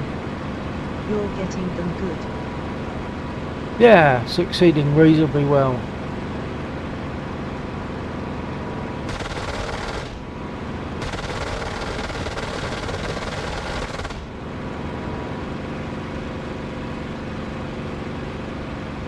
I've got all of the ones that I went for. There's 4 of them beside the road, and I've got all the 4 of them, so that's good. There's still a few left because they're marked on the map. I haven't got much ammo though. I'll overfly to look. Right, there's 2 there. Whoa, there's also stuff on the ground. Oh no! Okay, I'm seeing 3 trucks, and I just took some hits from the remaining infantry.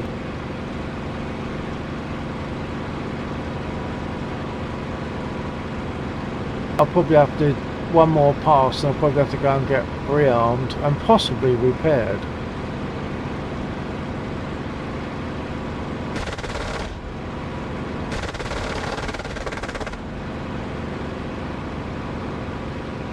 I'm down to 7.7s now, so there's quite a lot of damage I've done there, so I think I'll make my way back and land and get rearmed.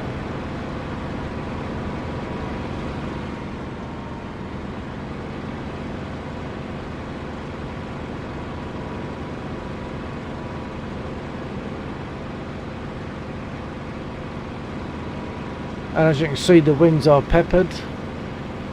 Suffered some kind of damage, possibly just superficial. Open canopy.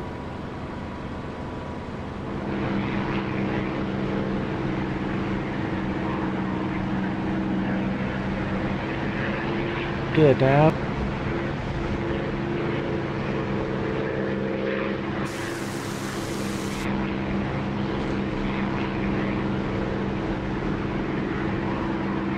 And flaps down.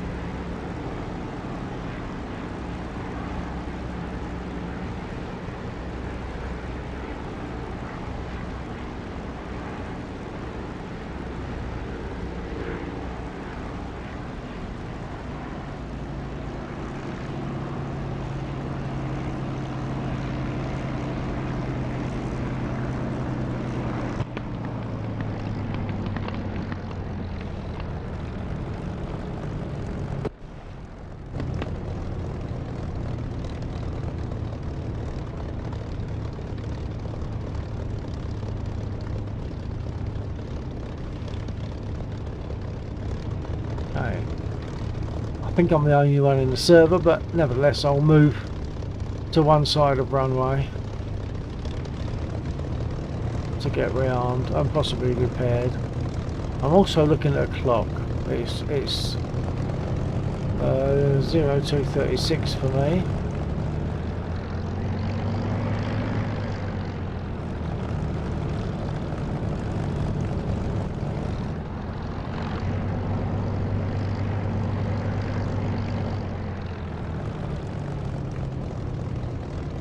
Okay. Now there's a couple of things I can do.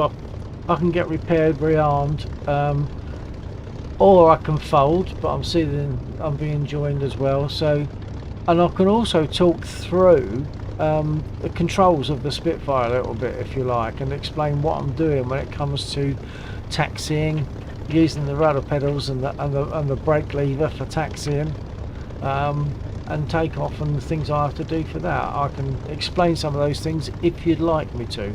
In the meantime, I'll start the repair in case I carry on. To do that, I've got to cut the engine.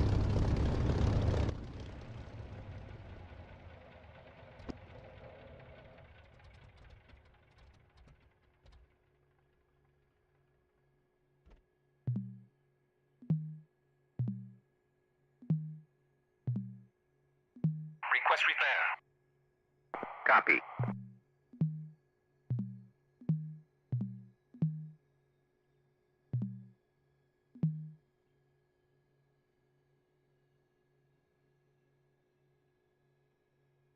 Request refueling.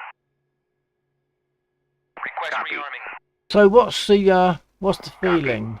Like me to fly again, or not bothered? Shall I cut now? Shall I quit now? Cruz Shall I do another Castillo. circuit? Yeah, can you explain? Explain. I will happily explain. Yeah, I can do some of that whilst I'm getting repaired.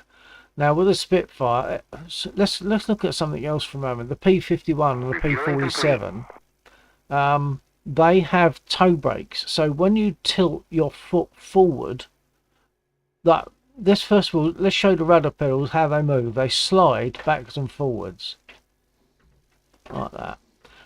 Now on a P51, if I tilt my foot forwards, it operates the brake.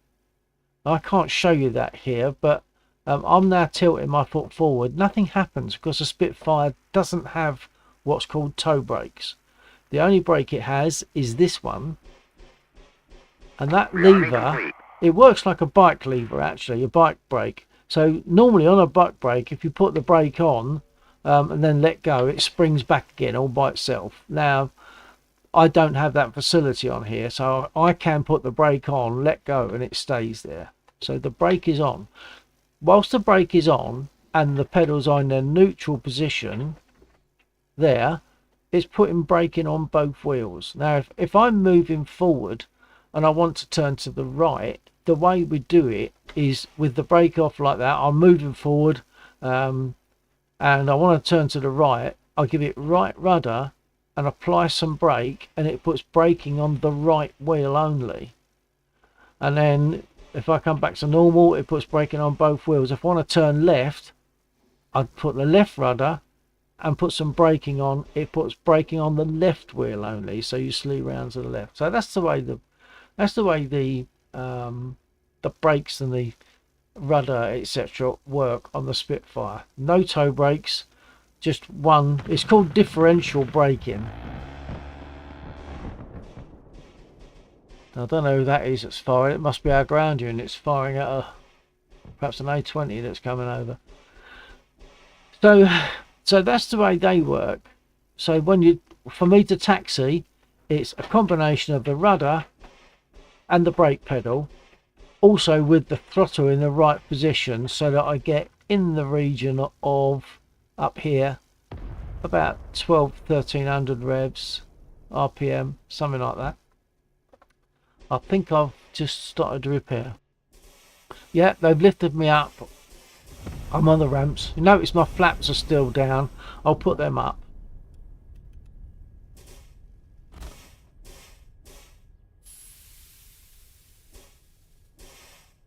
So I want flaps for takeoff. So I've been repaired, been rearmed, been refueled. I'm good to go.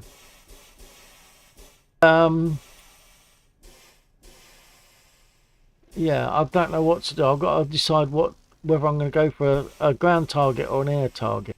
Cruz Castillo. Oh cool. There's a couple of other cool things that I'll tell you about the Spitfire specifically, and that is you'll see the reticle there. That's an illuminated thing. I can turn it off.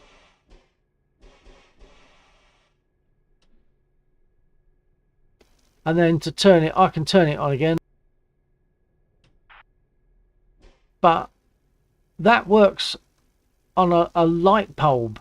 So there's a electric light bulb in here, and because at that time obviously there's no LEDs, it was all like incandescent bulbs, so they've got a filament inside them which could be prone to breaking as the aircraft is bumping along the runway, or just the vibration of the guns firing. It could happen that the bulb in here blows its filament. So over here we have 3 spare bulbs. So if I was to lose my reticle there because the bulb had blown, I would unplug. You see there's a cable there.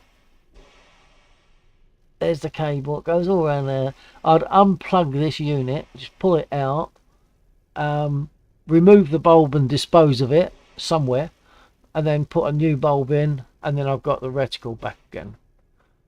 So that's another good thing. And another little bit of information about the Spitfire is these lights here, this here, that's as you see, it's a Morse code key, and by setting the lighting switches appropriately, I'll do it now. By setting the light switches like that, when I hit that, which I've mapped, although I don't use it, I've mapped it to the M key on my keyboard, I'll jump out. So now, by using the M key, I'm now operating that button on the inside of the aircraft, and you'll see you got a light behind the aerial and a light on the belly. And the purpose of that is if I was to lose my radio, if my radio got shot up, I could then use the Morse code key to send Morse code to the rest of the section and still communicate with them, even though I haven't got a radio.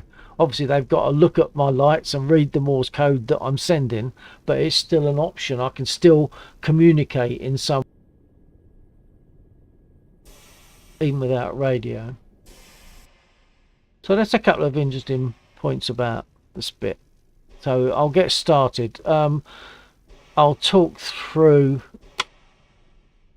I'll set everything back to normal, and I'll talk through the Spitfire startup.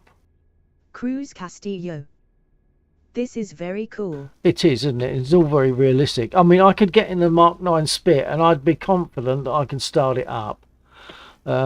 I'll put everything back to normal, and then I'll go through and explain what I'm doing. Hold.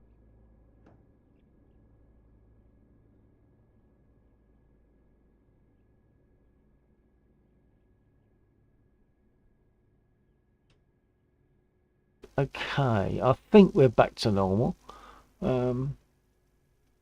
So to start the Spit, I like to put the panel lights on first.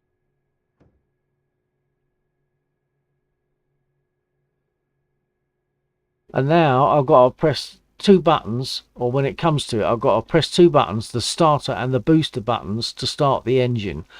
But I need fuel, so I'm going to turn on my electric fuel pump. You probably won't hear it, but you might. I'm going to turn it on now.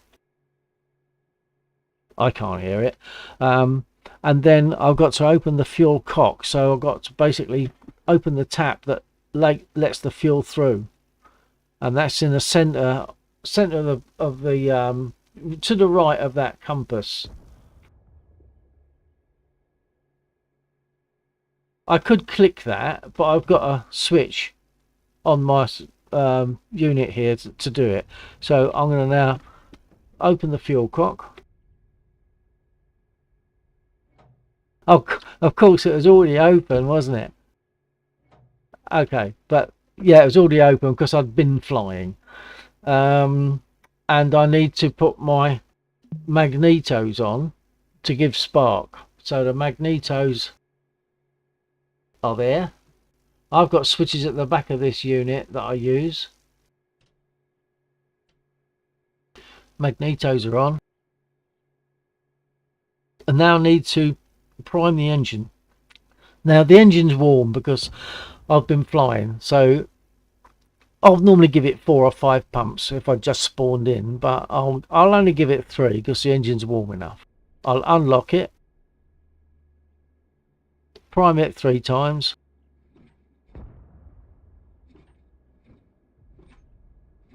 and then relock it. And now I have to open those covers to push those 2 starter and booster buttons.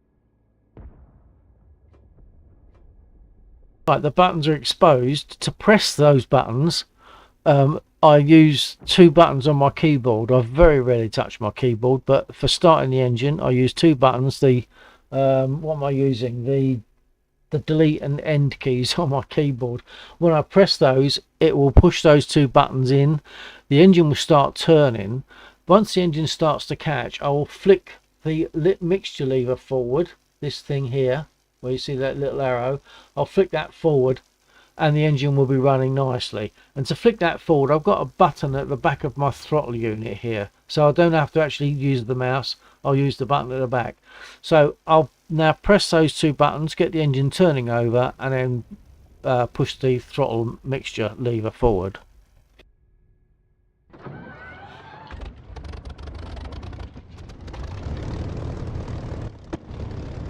Right, now something I didn't do because I'm kind of out of sequence is you'll notice that the gear indicator light isn't showing that the gear is down. And that's because when you spawn in, I would normally do all these things, and I should have the brake on. Brake on, prop pitch fully fine, which is there, and I would then put the throttle forward, and it catches a little switch. I'm just trying to move my head so you can see. There's a little switch just there, and that throttle catches the switch. There it is. Good job I've got my brake on, otherwise I'll be rolling. So there's the switch just there, but I can, rather than throttle up unnecessarily, I can click it here. But the throttle itself would normally turn that on. So you can see now my gear indicator light is up. I've got my lights on, my nav lights on, and as you've seen, I've got my Morse code key if I need it, which I won't. I never use it, but I just like to explain it because it's a part of it. So I can now set my trim, my nose down trim for takeoff, and I'm going to set that to the neutral position for me. So I'm going to set that arrow to the neutral position.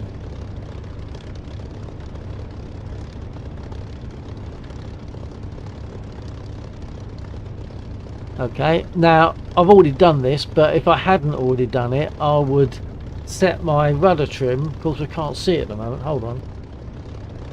I'll set my rudder trim round to about there. So if I move it a bit,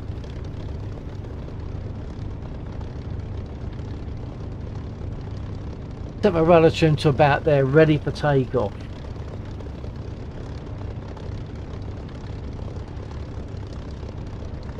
Okay, and I put the pilot in position. You can take him out, but if I was flying a spit, I wouldn't see that, would I? When I look at the stick, I'd see my hand on the stick.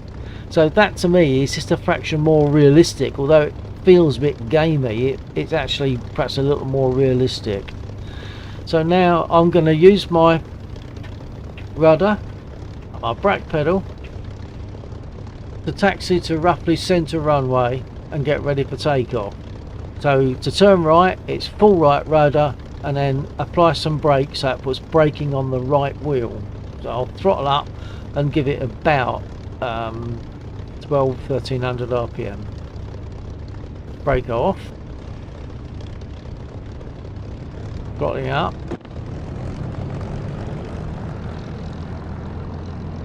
right rudder and brake. And letting go afterwards, of course. left rudder and brake.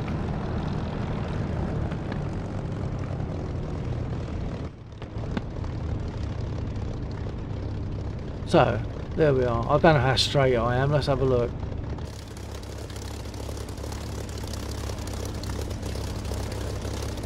That's good enough.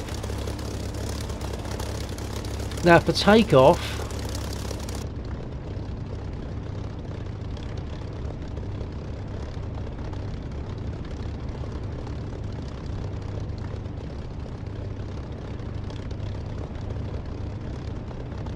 that's my wings. The aircraft will tend to do that as I take off, and that's because of the torque of the engine. The power of the engine tries to turn the aircraft until you get it under control.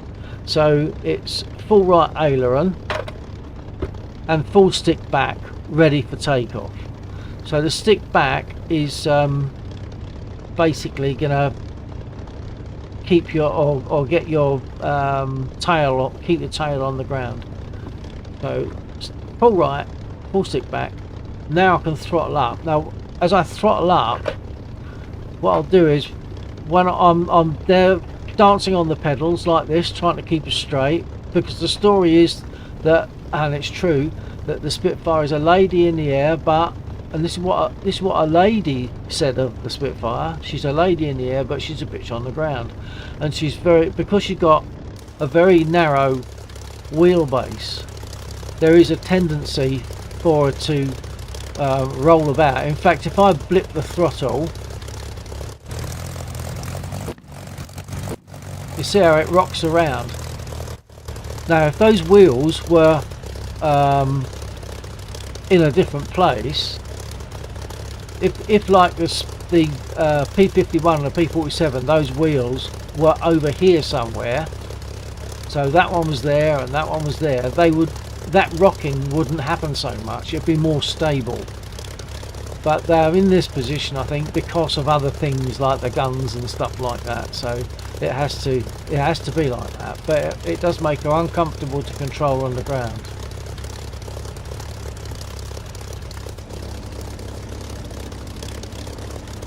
So I will throttle up to about, on this gauge here, throttle up smoothly to about boost 8 or 12, that sort of region. Dancing on the rudder pedals to keep us straight with that, stick back full right, and whilst I'm doing that, and I'm building up speed, I'll be letting the stick come back to its normal position, and then when I get to about 85-90 miles an hour on the airspeed indicator there, I will, what they call, rotate. I don't know if you're not familiar with these terms, but rotate means do that. Pull the stick back. So I'll rotate a bit, probably about that much. She'll lift off. I will then get my gear up, so you'll see the gear indicator change from down, it'll go off, and then up will come on. And then I want to adjust. I adjust my trim at this point. I don't know if I'm supposed to, but at this time I adjust my trim, because when I take off, she will want to nose down. So I'll adjust my trim to give one division of nose up once I'm properly airborne. I'll also adjust my prop pitch, so that's this one.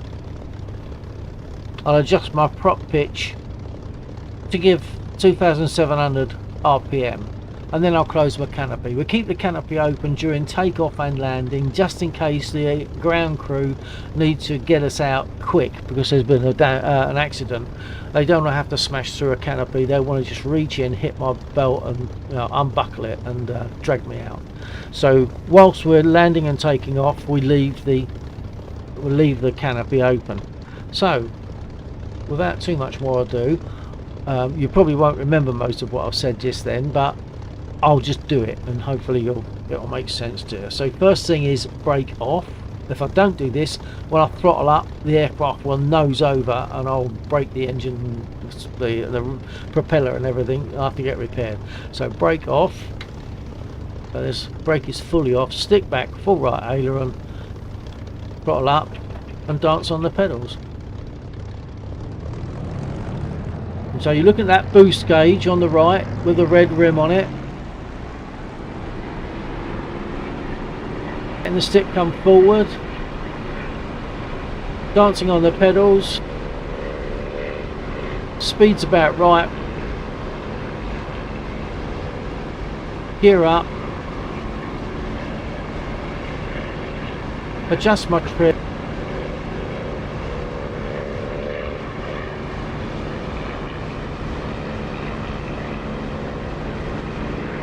and set my prop pitch.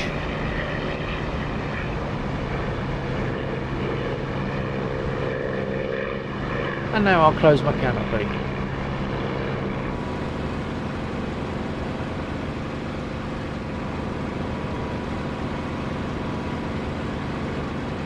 And if I hadn't already, I mean, I've been flying, so my reticle for my gun sight is turned on, and my guns are made ready. But when I've just taken off from respawn, they won't be on. But there's a little pip at the top there on the stick, and that little pip is saying up for ready, down for safe. And I adjust that on a switch I've got on the side. Wow, you really do learn something every day. Yeah, it's good. I mean, these things I didn't just know, I've picked up as I've gone along.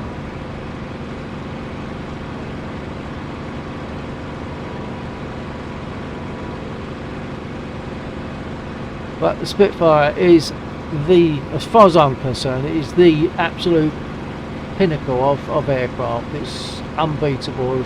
It's never going to be beaten because there'll never be a need for such an aircraft again. I like the sound of this engine with the prop open. This is not the DCS engine sound. This engine sound is produced by a bunch called Echo 19. But when I open the canopy, it just sounds lovely. Hold on.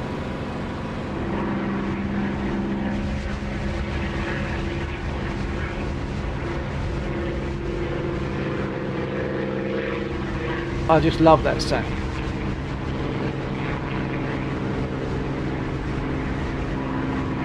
There's some static vehicles, soft targets, south and west of the airfield, so I'll have a quick go at them. Oh, looks like someone's had a go at them already. They're scattered. And also you'll notice the trains aren't moving. Now that suggests that someone has also shot one of the trains. So that train stops and all trains behind it can't move, so you get a logjam of trains.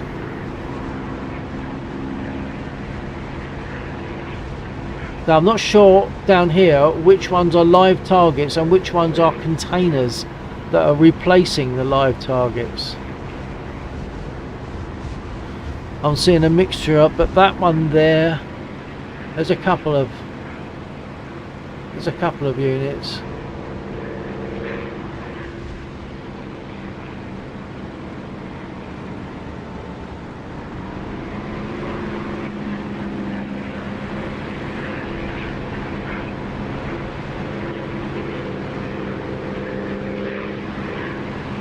I made the mistake of leaving my throttle back for too long and I lost speed, started to stall.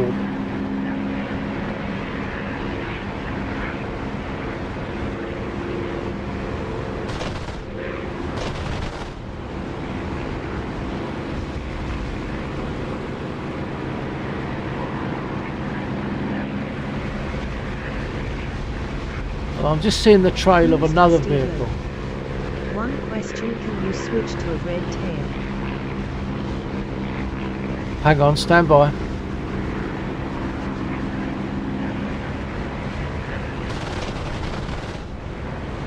Can I switch to a red tail?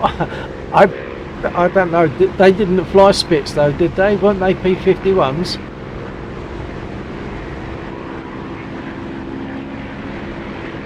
I'd have to switch to a P-51. And then hopefully there would be a skin for a red tail.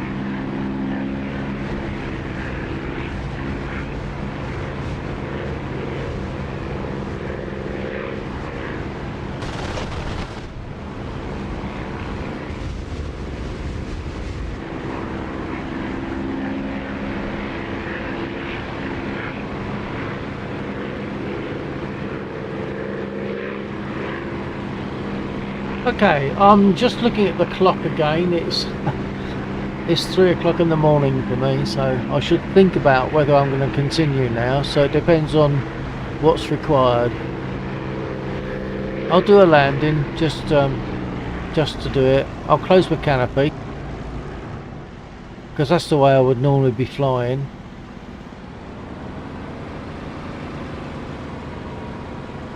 Then to land, I'm going to open the canopy, put my prop pitch fully fine, then it's gear down, flaps down. So open canopy, prop pitch fully fine,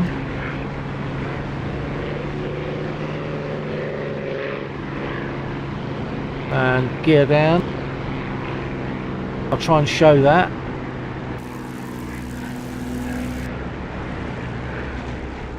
And flaps down.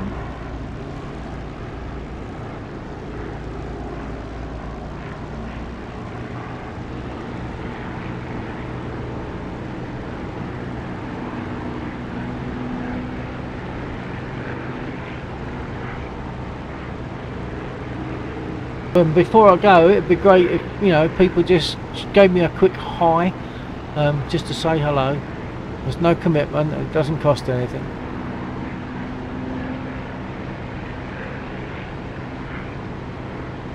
If someone's watching on YouTube and they're on Facebook, then, and if they don't have a YouTube account and they can't put a message on, they could PM me on Facebook if they wanted to.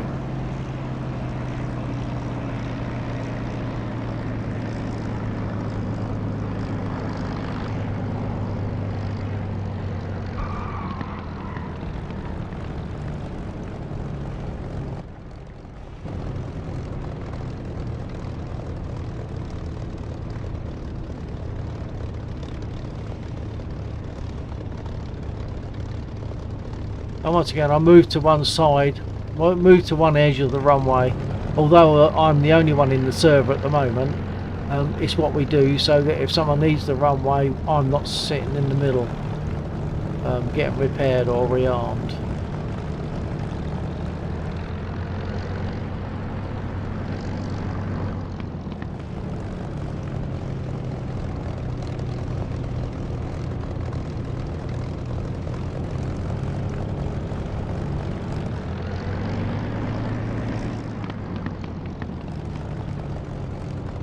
Okay, brake is fully on, throttle is fully back.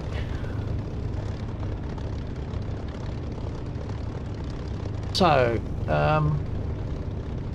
anyone want to drop me a hi, or a PM on Facebook if that's the way you're finding me?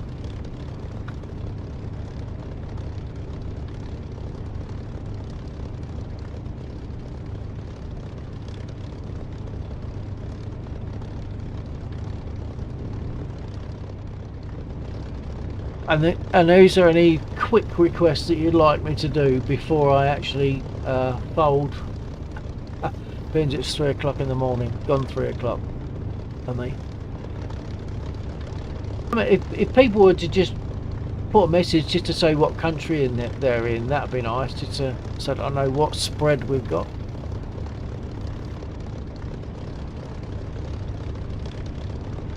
And our cruise is California, I'm sure you said.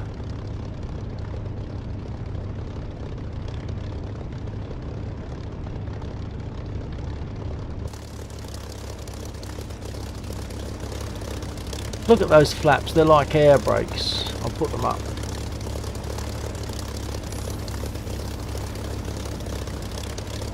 Another nice little thing, if I jump back in the cockpit, I'm looking forward.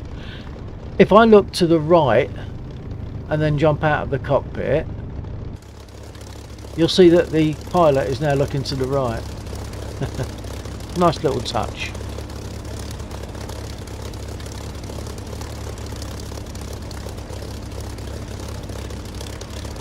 Cruz Castillo. Yes, I am in California. Yeah, California, I thought I remembered correctly.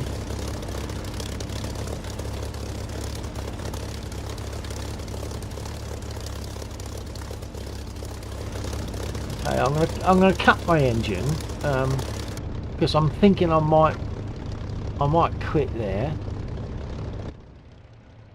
and it's just a little bit quieter. Although I do love the sound of the engine, of course. This is a Merlin engine in the Mark 9.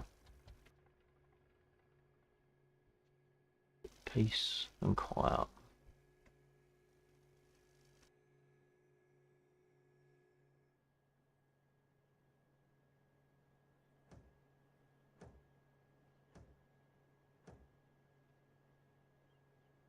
For anyone that doesn't understand the controls,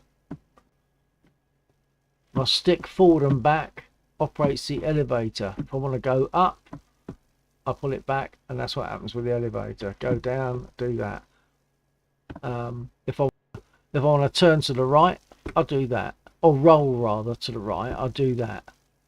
And if I want to kit and to the left, of course, it's the other way.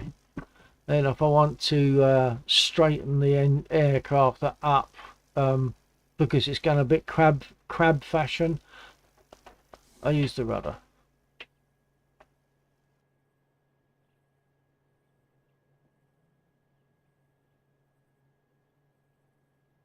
Oh, another nice little thing, if I close a canopy, which I can do from outside where I'm standing, you'll see that the pilot bobs his head down so the canopy can slide past. Because there's not a lot of room in the spit cockpit. So if you're tall, that's why they put the bubble, because initially the spit didn't have that bubble cockpit. It was sort of flat, just straight, but they put the bubble in it because of people that are a bit taller.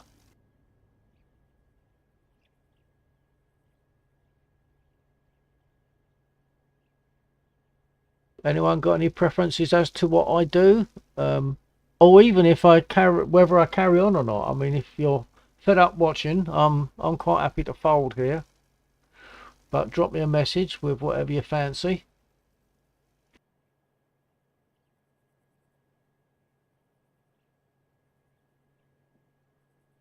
I could take another aircraft. I mean, I could take a P-51, P-47, A-10, otherwise known as a very big, powerful gun on wings.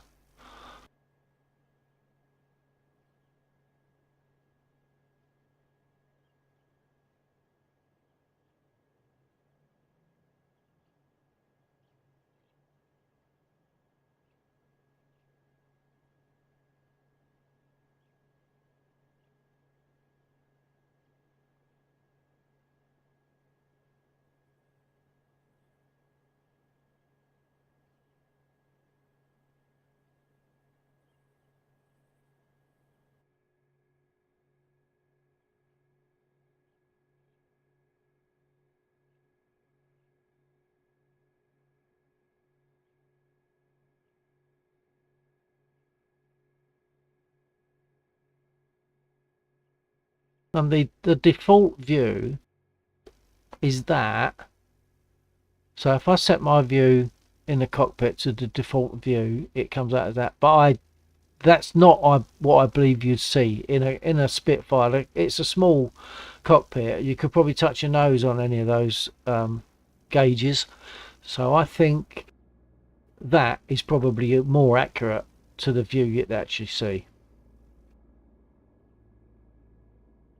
When we speak now, we don't use Concord.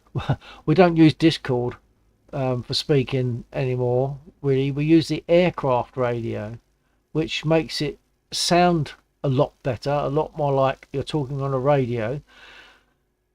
And it has other disadvantages, such as if there are mountains in the way, or if you're too far away, you might lose contact. So there's that sort of more realistic aspect as well to it.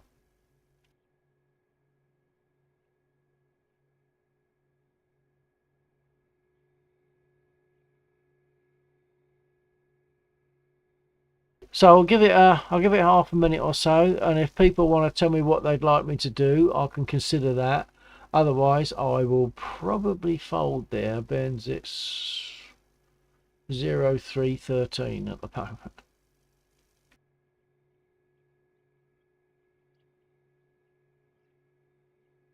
And as I said, if there's anyone that's joined me from Facebook link, just drop a message, a PM for me. Drop me a private message.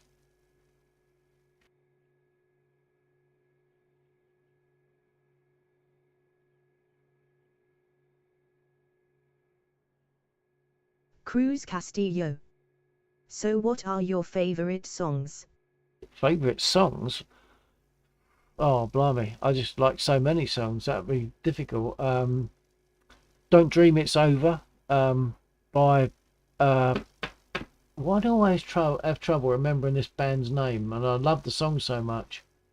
Don't Dream It's Over. You'll probably know, if you know the song, then you'll know the band. At the moment, I'm working Cruz on Castillo. uh, Can you go on a bombing mission? bombing mission. I'm useless with bombs, so I don't use them. Therefore, I have no practice, and therefore, I don't get very far with bombs. There's more chance of me crashing doing a dive for a bombing mission. But yeah, I could take a bomb or so on this aircraft, and of course on the others. On the other aircraft, I can also fit rockets. The A10, with the A10, I can fit 84 rockets, like dumb rockets, and have 4 air-to-air missiles, which are like heat seekers. So yeah, that you can, depends on what aircraft you're in as to what you're going to take up.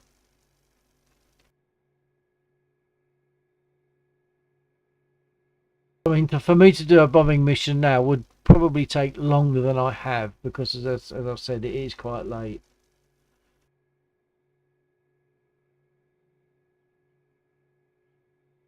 If I'll get the rearming menu up. Stand by.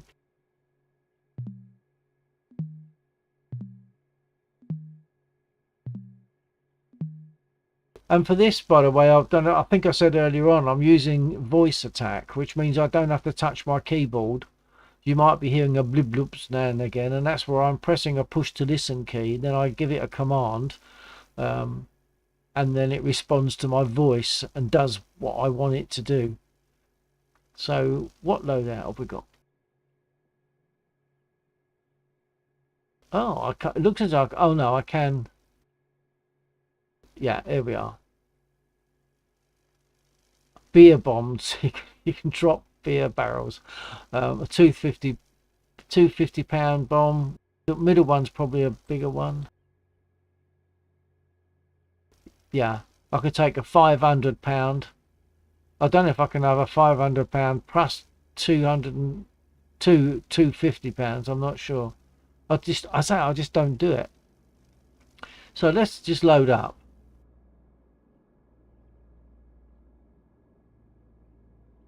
So these two are 250s. Will it retain them if I put a 500? Yes, it has. Let's jump out and take a look. Request rearming. It'll take a second for them to do it, of course. Copy. And you'll see the bombs appear under the wings and in between the wings. There we are. The big 500 pound had just been slung.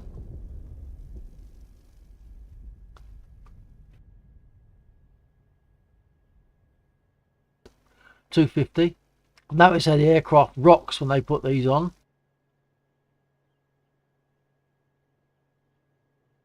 Rearming complete. I suppose I could just take off and just release bombs any old place and see what happens. Is that what we fancy doing?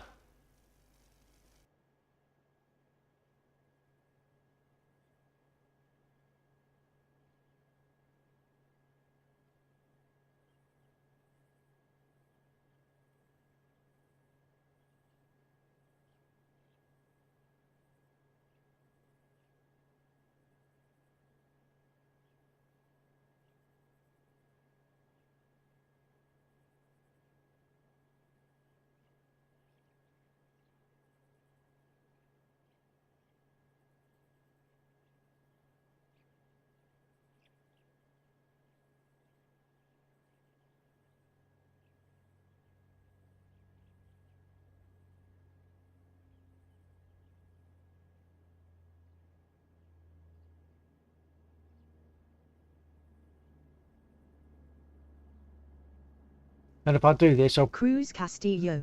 Okay, Yes. I'll have a go. I'm pretty useless with bombs, I really am, but I'll give it a go. I'm just trying to think what targets I've got but that are close by, that won't shoot me down immediately.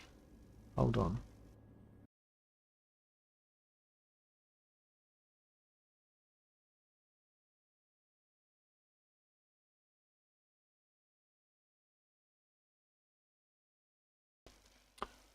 I could go for these, but they'll probably shoot at me, so I might not survive it. I'll give it a go. I'll take off, and I haven't taken off with bombs for a very long time, so I might get that wrong. I'll just get plenty of speed up, I guess. Okay, right, let's get started then.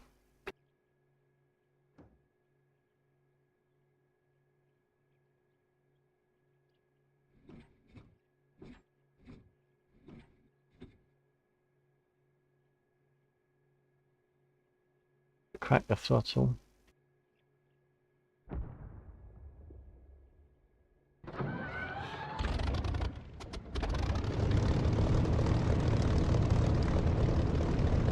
Move centre runway.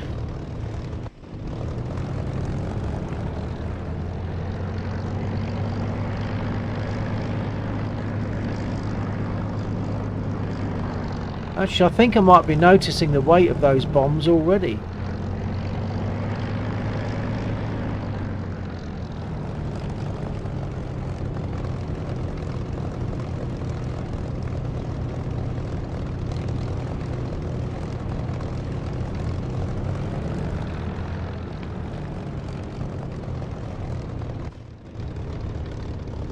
Cruz Castillo. This is exciting. It might not be. It might not be exciting, Cruz, but we'll give it a shot. Okay. I've explained about takeoff. I've adjusted my trim. I'm ready. My flaps are up. My trim is set. Brake off and away we go. But I'll have to throttle up quite a lot probably.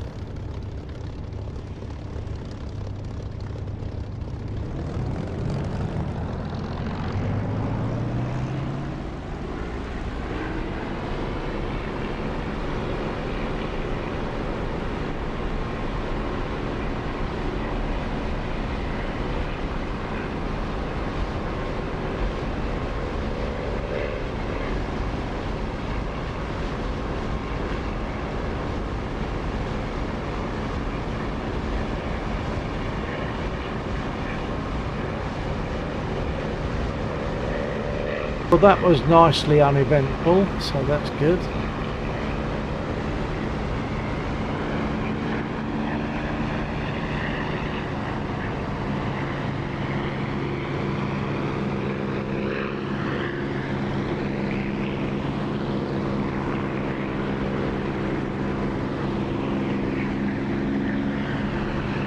I need to get some altitude as well, because otherwise I'll get destroyed by my own bombs. So I'm just going to circle around a bit and pick up some altitude.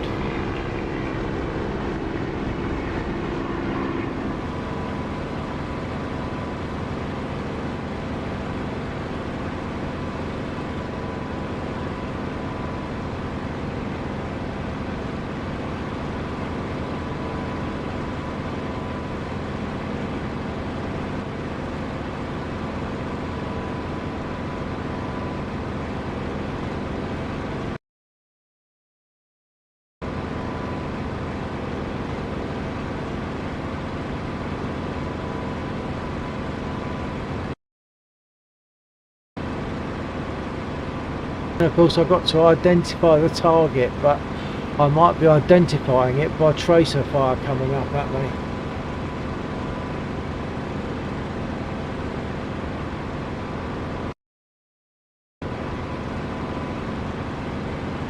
Now there should be a line of black dots somewhere.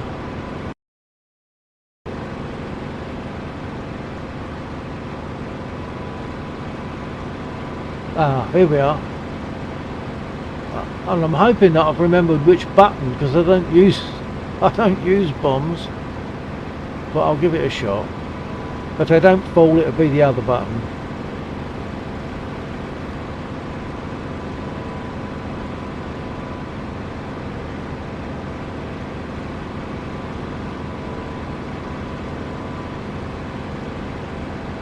I don't think they fell. So I've lost the mapping. I'll just try dropping the bombs anyhow. Unless it's because maybe I had my push to talk, because it won't work while I got my push to talk pressed.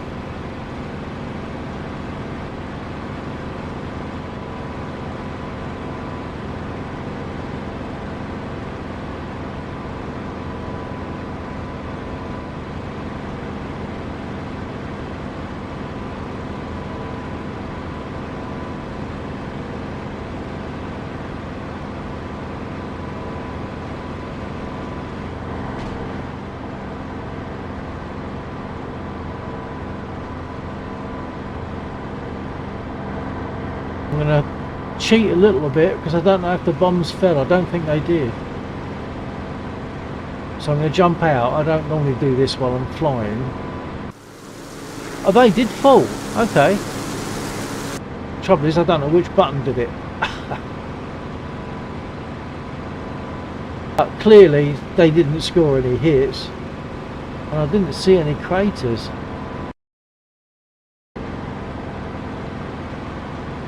Now I've got to find them again.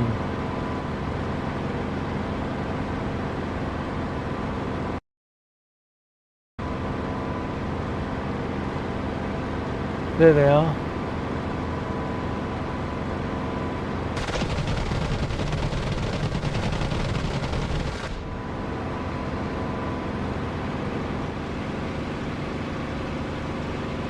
When you fire at them, they all scatter, of course.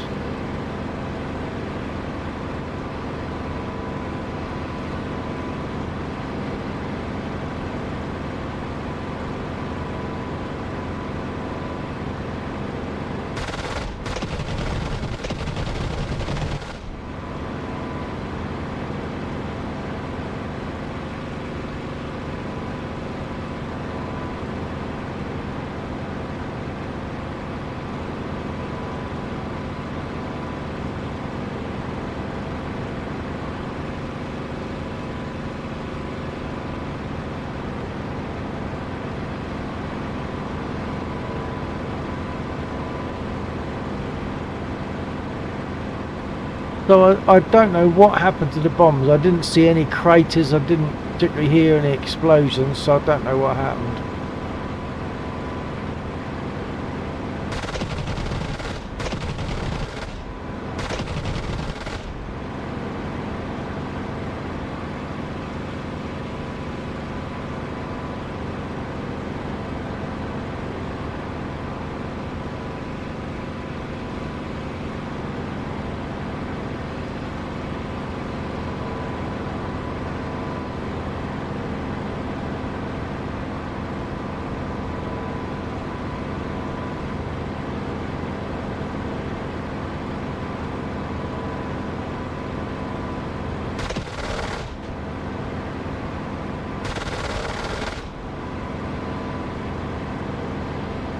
And just for the hell of it, we'll do a little bit of inverted flying.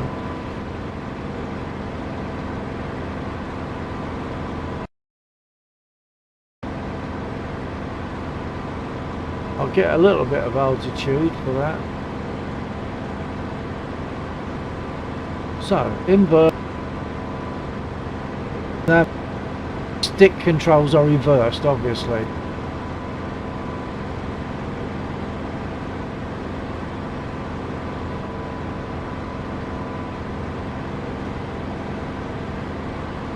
And go back to normal.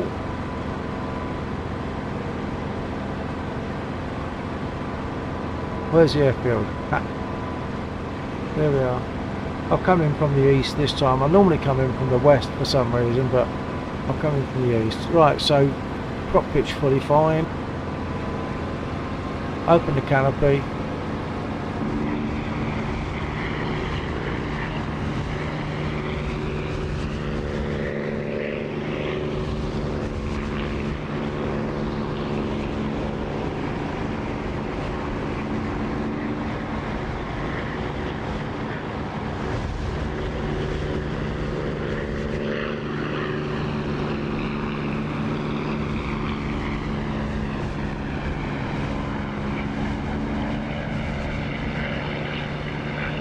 Throttle is fully back now.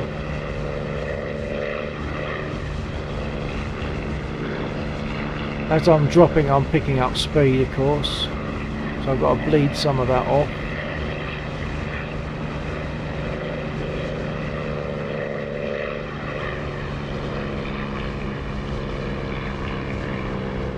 Okay, gear down at about 140, which we're at now. So gear down.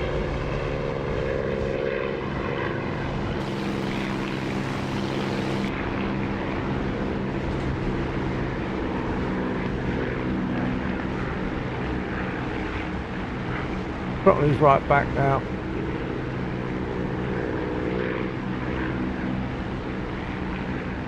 So I'll lose a bit more speed. I'll just weave a bit to lose a bit of speed. Then I'll put my flaps down. Okay, flaps down.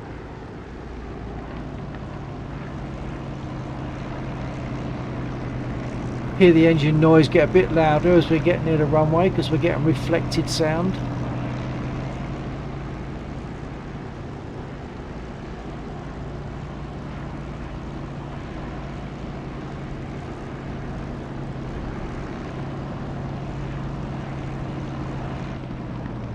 I lost my way then. I couldn't see where I was for the runway.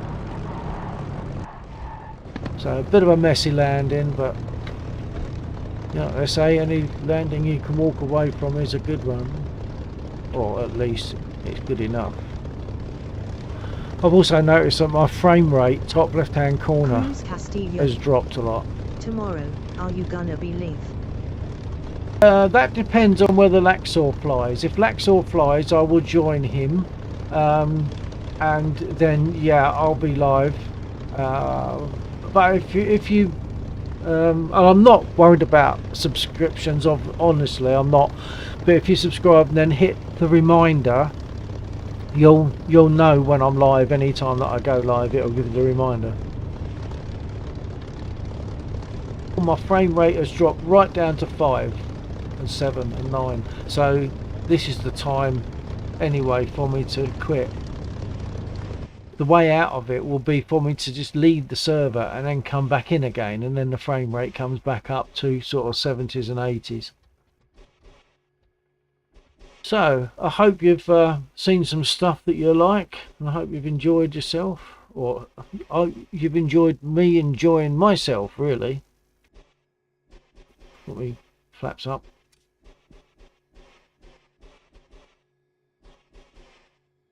There's a little indicator there that tells me my flaps are down, and I put my flaps up and that will go down.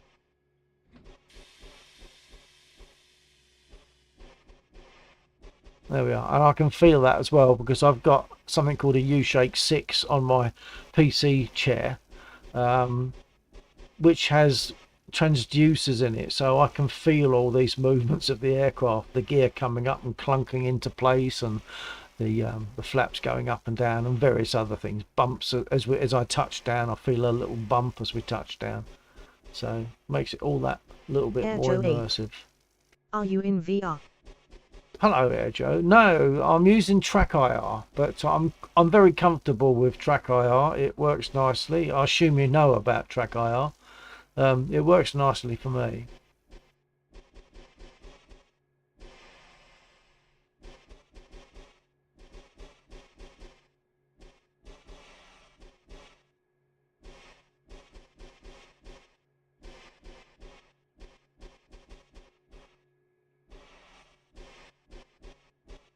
So, as it's now 3:30 AM, I really should think about folding. Nice to see folks there anyway, and nice that Air Joe joined in the chat, even if it's just to ask if I'm in VR. It's always nice to have interaction with people that are watching.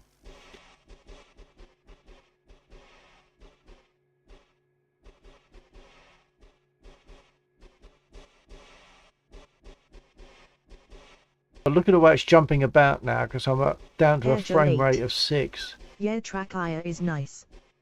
I don't have it, but I use VR instead. Well, I mean, it's obviously, I suppose, it's what you eventually get used to. If I was to use VR, I might find that that's what I prefer, but I I don't need it at the moment. I'm quite comfortable with what I have, so I'm a bit of one of those, if it ain't busted, don't mend it, guys.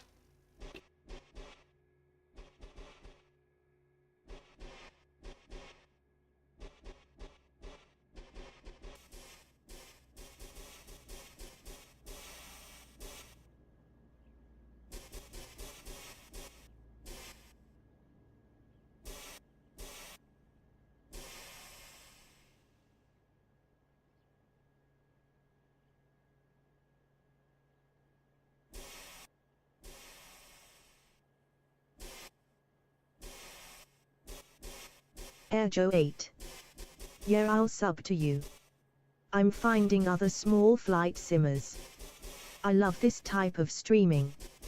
Oh, that's good. Okay, thanks. Yeah, and if you put the reminder, hit the bell, you'll know when I'm going live, if you want to know. But I don't do this to get subscribers. Um, I just do it because I like to do it, and there will be people out there I know that would like to do it but don't have the facility, but would be happy to watch it. And we can interact, and it's great. And I can talk about my favourite, the Spitfire. I can talk about things on that people perhaps don't know, and which I didn't know until I started doing this.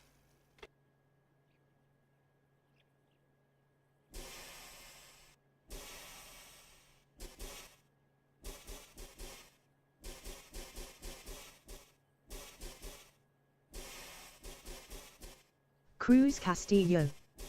Airjo 8, I agree, the string is great.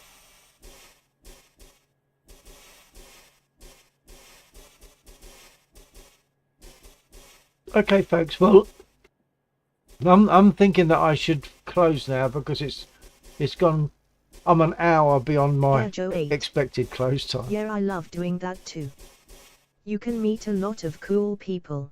Yeah, that's right. But it's also just nice to know that someone is enjoying what you're doing. You know, you're enjoying it together, and I think that's great. For people to enjoy stuff together, I think it's great. So even if they're not flying, they might be watching me and getting some enjoyment out of that, and that's good. I like it, especially in this aircraft, because this is my favourite aircraft of all time. It won't ever be equalled. It's a beautiful aircraft, absolutely beautiful. Unless it's on the ground, and then, as Mary Ellis said, she's a bitch on the Cruz ground. Castillo. No, I mean stream. Yeah, that's all right, Cruz. I think we got that. Don't worry, it's all right.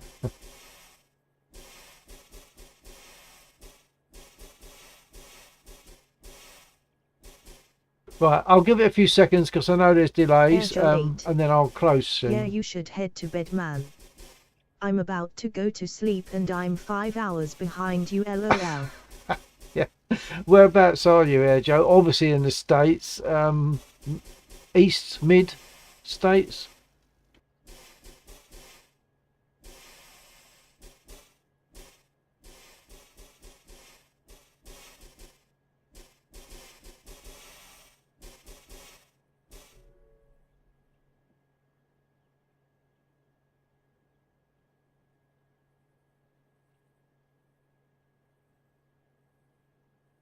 Airjo 8. Philadelphia. Oh, okay, so that's more on the east, isn't it? I think. I'm not very good with my geography, I've got to admit.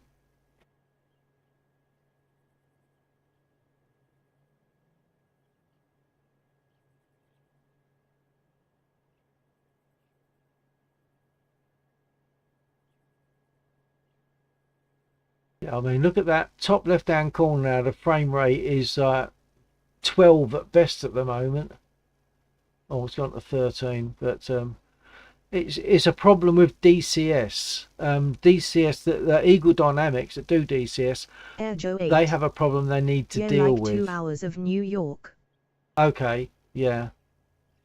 Yeah, it's called Airjo memory 8. leak. By driving. Yeah, I assumed you meant a 2-hour drive to New York. Yeah, been to New York just once. We did a tour. Me and my late wife. We did a tour. called New England in the Fall. And guess what year we managed to do it? We managed to, it was the year that Hurricane Sandy struck. We got there and we were watching the news and the weather very carefully, and it actually hit land the morning that we left. So they knew it was coming. So they said, right, we want to get out of here quick. So we left, pretty smartish on that morning, and then it hit land sometime after we were safely well out of the way. But of course, so many people were caught out by it.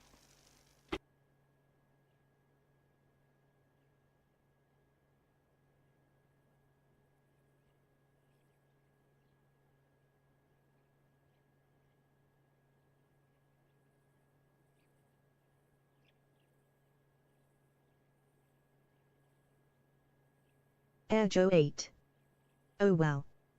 You left just in time. It devastated around here. I know, it was heartbreaking to see the news and the subways and things like that being flooded, and but it did prove the use of social media, because I think a lot of stuff to do with that was assisted by social media, by people using Twitter or whatever to communicate things quickly and widely, and that must have helped to some degree. But so yeah, it's an unfortunate way for that kind of thing to be proven, but that proved it.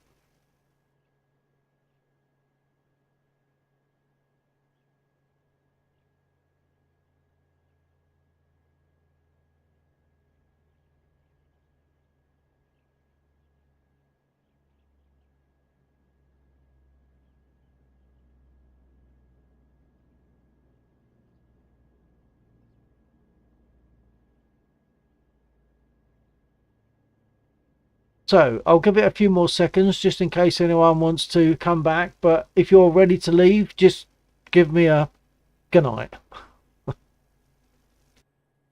Air Joe 8.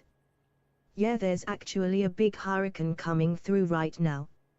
I'm on the outskirts of it, so the weather has been really miserable and dreary. Oh, well, best regards to you, and hope you stay safe.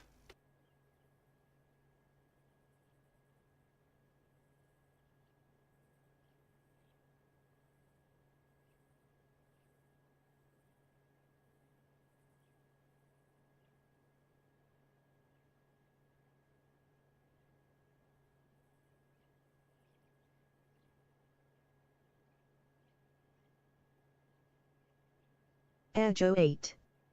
Alright, see you, man. Okay, Joe.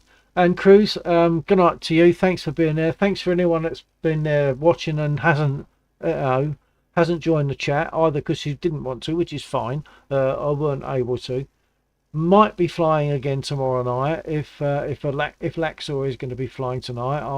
Tomorrow night. Well, I'll say tomorrow night. I'm talking Sunday night, whichever part of the world you're in. Sunday night, UK time, maybe 22:30, 11 o'clock maybe. Oh, I don't know. It's a bit iffy as to what time we start, but not before 22:30. But I mean, tonight I didn't start because I nodded off, actually. Had a bit of a sleep. Cruz Castillo. So I didn't start till late. I love your content.